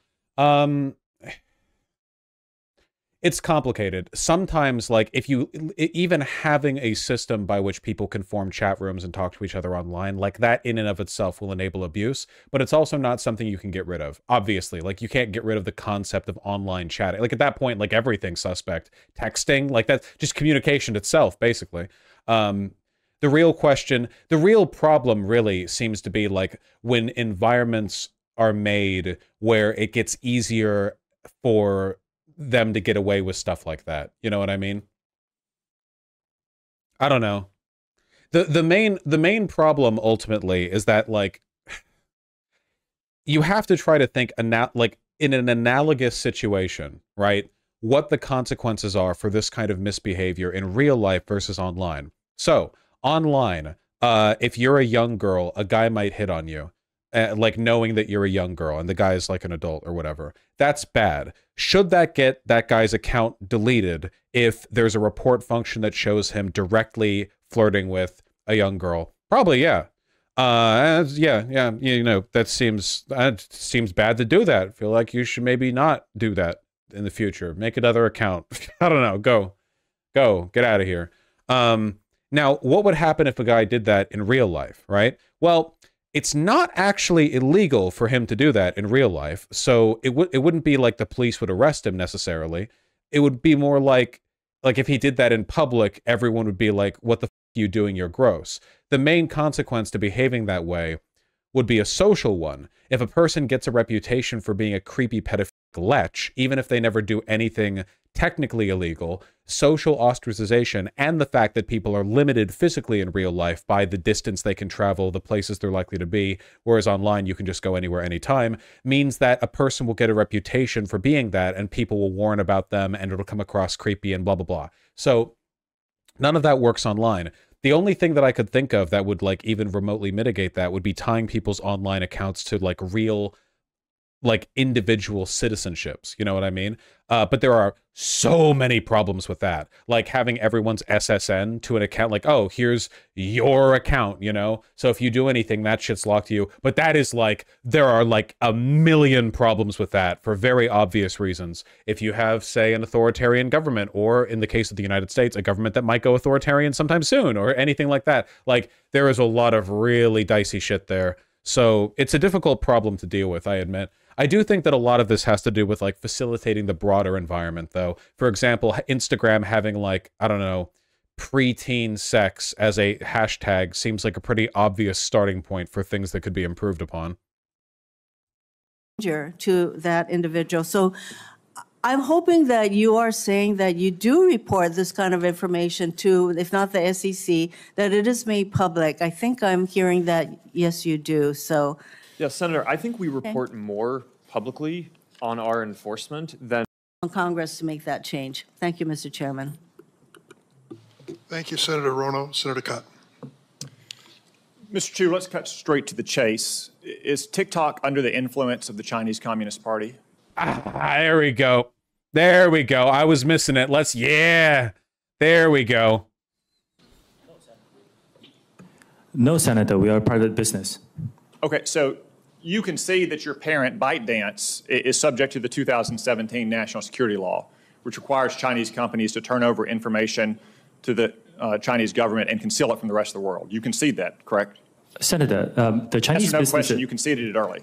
Any company that does, any global business that does business in China has to follow their local laws. Isn't it the case that ByteDance also has an internal Chinese Communist Party committee?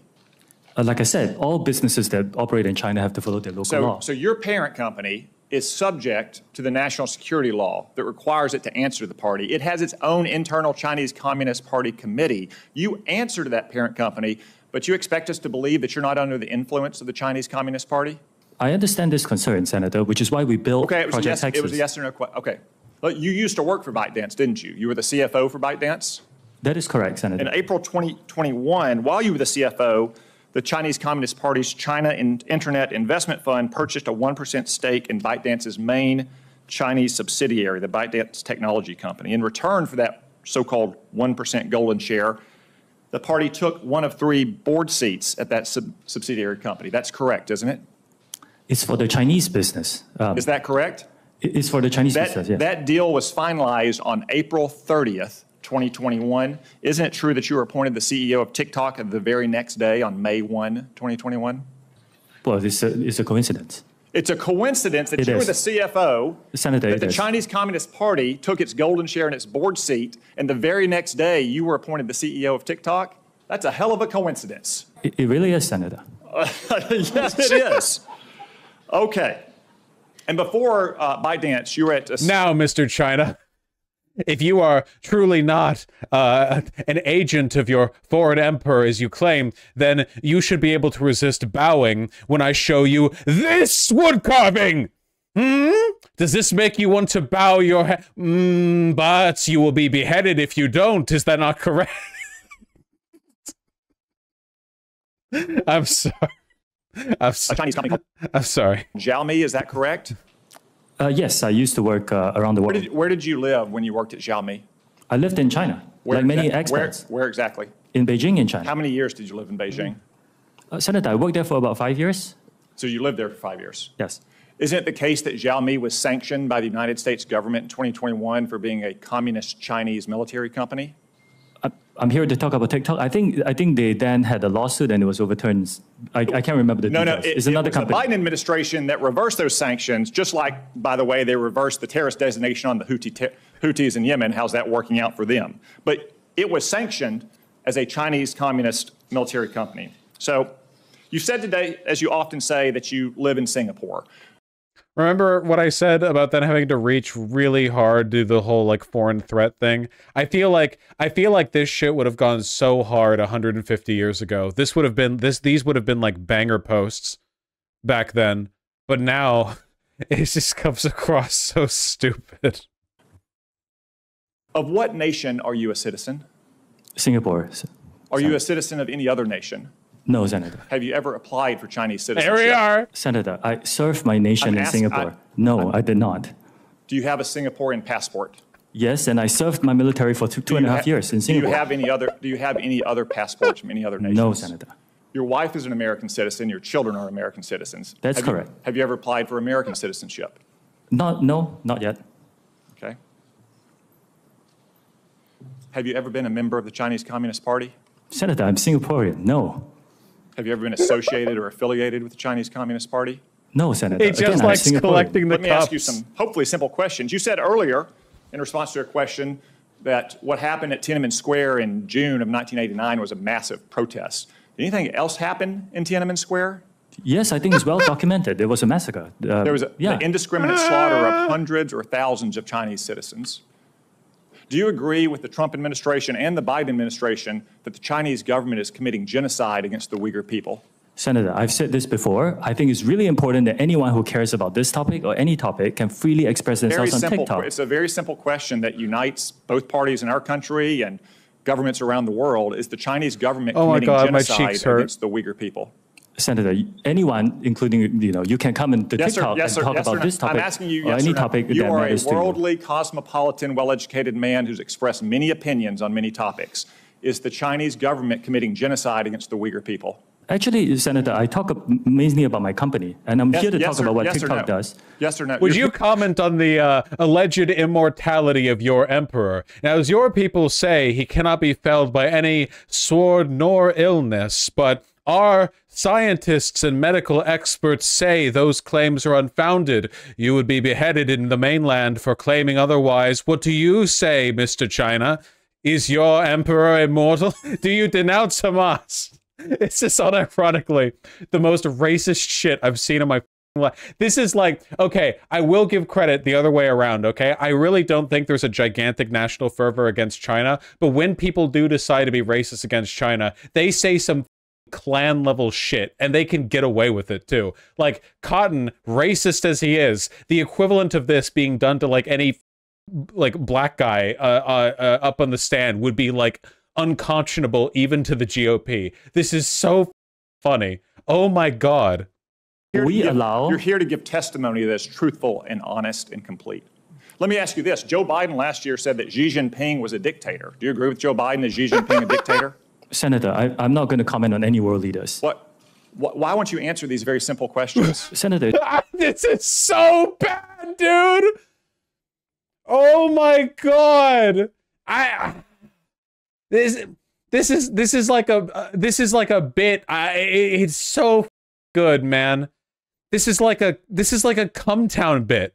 Literally, this is like an It's Always Sunny bit where like they order takeout and a new guy brings the food and it's a Chinese guy and they all get really suspicious of him because they heard recently a story about China like taking over U.S. businesses. They start like they do like the squinty eye thing to him to like try to get like this is a bit. It's a bit. It's not appropriate for me as a businessman to comment. Are you scared? Your emperor will have your head. Negative about the Chinese Communist Party? I disagree that. You will find content that is critical of China on our platform. The next time you go on, are you scared that you'll be arrested?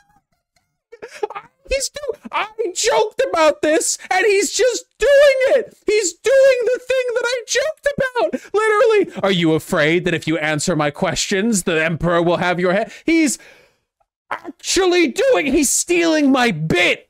He's pigeons on my lap. She's mad at me for yelling. Incredible. Arrested and disappeared the next time you go to mainland China?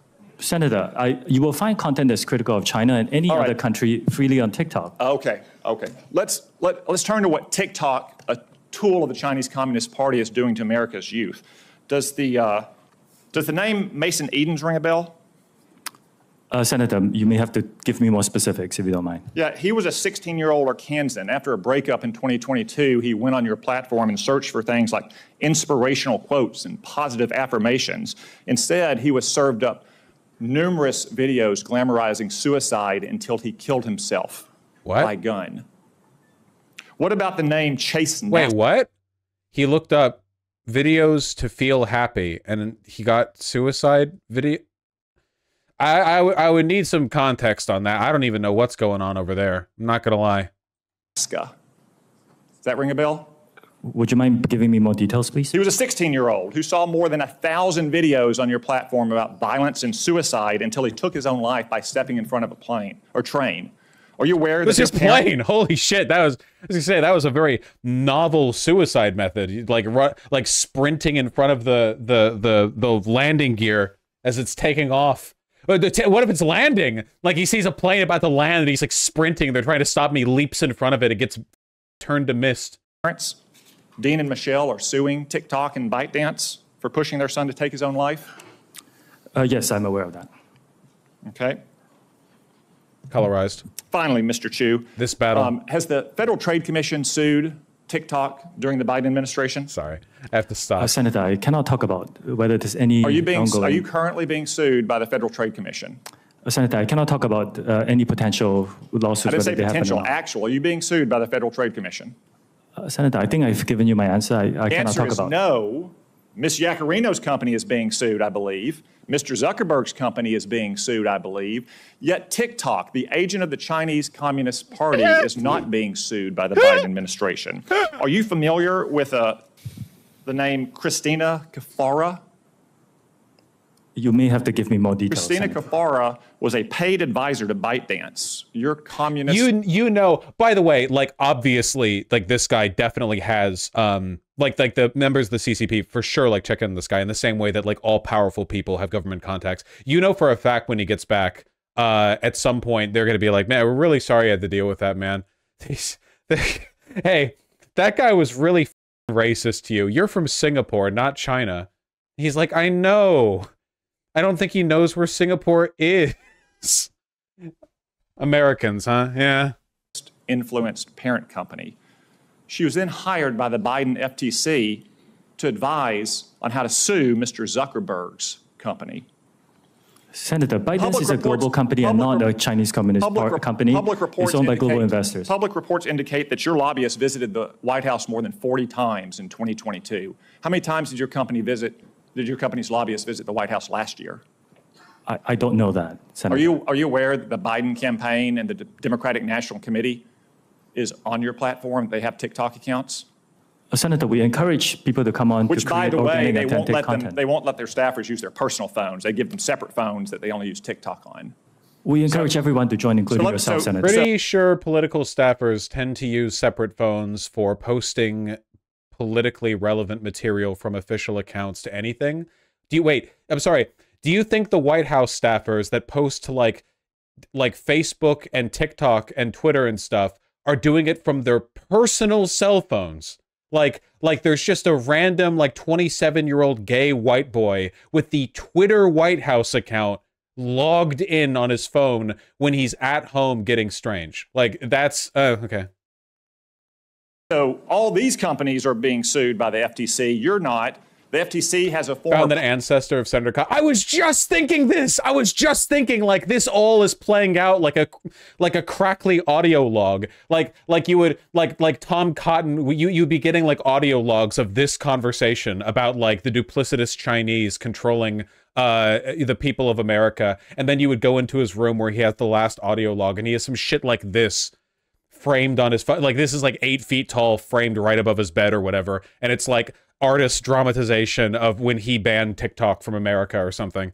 Jesus Christ. I will give exactly one bit of credit to the incomprehensibly racist political cartoonists of the era, and it's that when they were making the anti-Chinese cartoons, they really did make them extremely funny. Like, these are so stupid, these are so over the top, that it lends it a kind of like, in retrospect, almost they had to be joking, you know?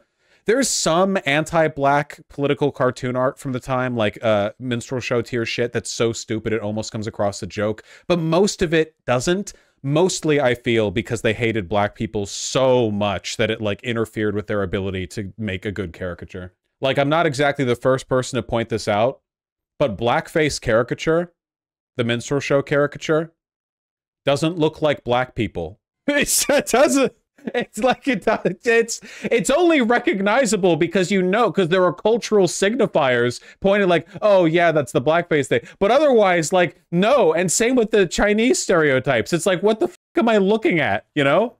Jesus Christ. Wait, hold on. I'm sorry. Last one, because I found a couple of funny ones. There was one that I saw where they were like a devil being blocked with a wall. Can I find that? That one was like so over the top that, again, it comes across more as parody than anything. Here it is. Yeah, dude, you got it. That's what the Chinese Exclusion Act looked like. It's like, what do you do? Like, it's like parody. All right. Paid advisor, your parent, talking about how they can sue Mr. Zuckerberg's company. Joe Biden's re-election campaign, the Democratic National Committee, is on your platform. Let me ask you, have you or anyone else at TikTok communicated with or coordinated with? That feels like every racist. It looks like every racist, racial stereotype animal caricature at the same time. Yeah, it was just like, what if, like, how do I draw someone I hate? Well, I'll make him look like a demon and a rat and a bat, but they're also Chinese, so we'll give them, like, I don't know, this hat or something, but, like, here's the wings, and it'll be, like, devil bat with, like, what the fuck? Like, pick a lane! Oh, my God. The Biden administration, the Biden campaign, or the Democratic National Committee to influence the flow of information on your platform?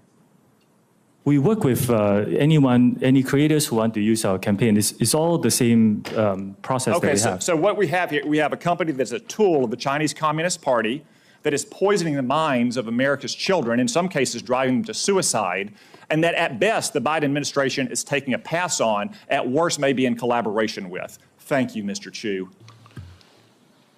Thank you, Senator Cotton. So we're going to take a break now. We're on the second roll call. Members can take advantage. What the fuck is this? Yellow Peril, Imperial Russia, Treaty of St. Petersburg, Qing Dynasty, China recovered eastern portion of the Ili River basin, Zetsu, with misrepresented China as an ascendant military power, applied Yellow Peril ideology to evoke racist fears that China would conquer Western colonies. Imperial Russian writers, notably symbolists, expressed fears of a, quote, second Tatar yoke or Mongolian wave following the lines of Yellow Peril.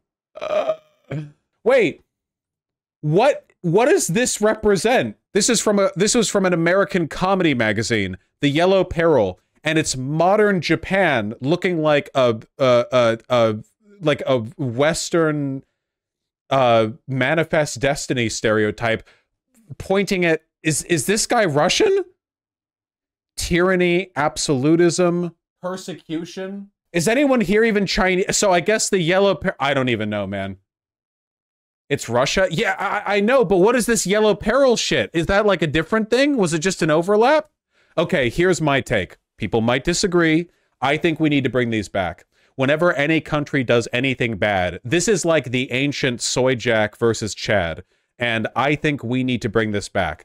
Anytime anything happens between countries, we need beautiful illustrations of one country's national stereotype being drawn like this, and then the evil ones like as a wretched, barbarous horde. But I want it to be done with anything. See, that's the thing that people don't understand. The people who want to return with a V, modernity is what makes you think that the whole world is just one big battleground with one or two things in, oh, these countries or this race. Bro, back in the 1400s, every European ethnic group wanted to kill every other European ethnic group, okay? What I'm saying is that, like, I want cartoons like this being made whenever there's a dispute on, like, EU taxation brackets between Italy and Germany. I want like I want justice and progressiveness and the glorious, like, German revivalist, like a beautiful woman in a big dress and the wretched Italian horde cowering in the face of their, like, 1.2% increase in the higher tax bracket for businesses or something. That's what I want.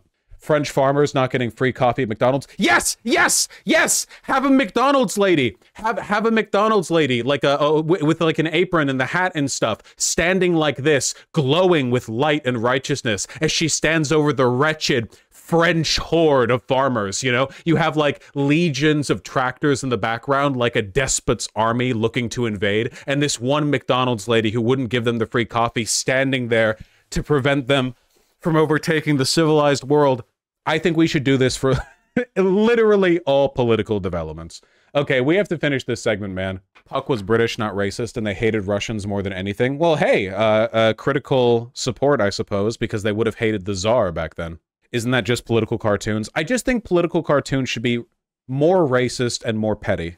They wish the break will last about 10 minutes. Please. Yeah, you know what? I think I'm about done. I think we've pretty much gotten to the point. Okay, that was a beautiful segment filled with laughing at anti-Chinese racism and child abuse material laws for social media companies being discussed. Okay, that was a very coherent segment.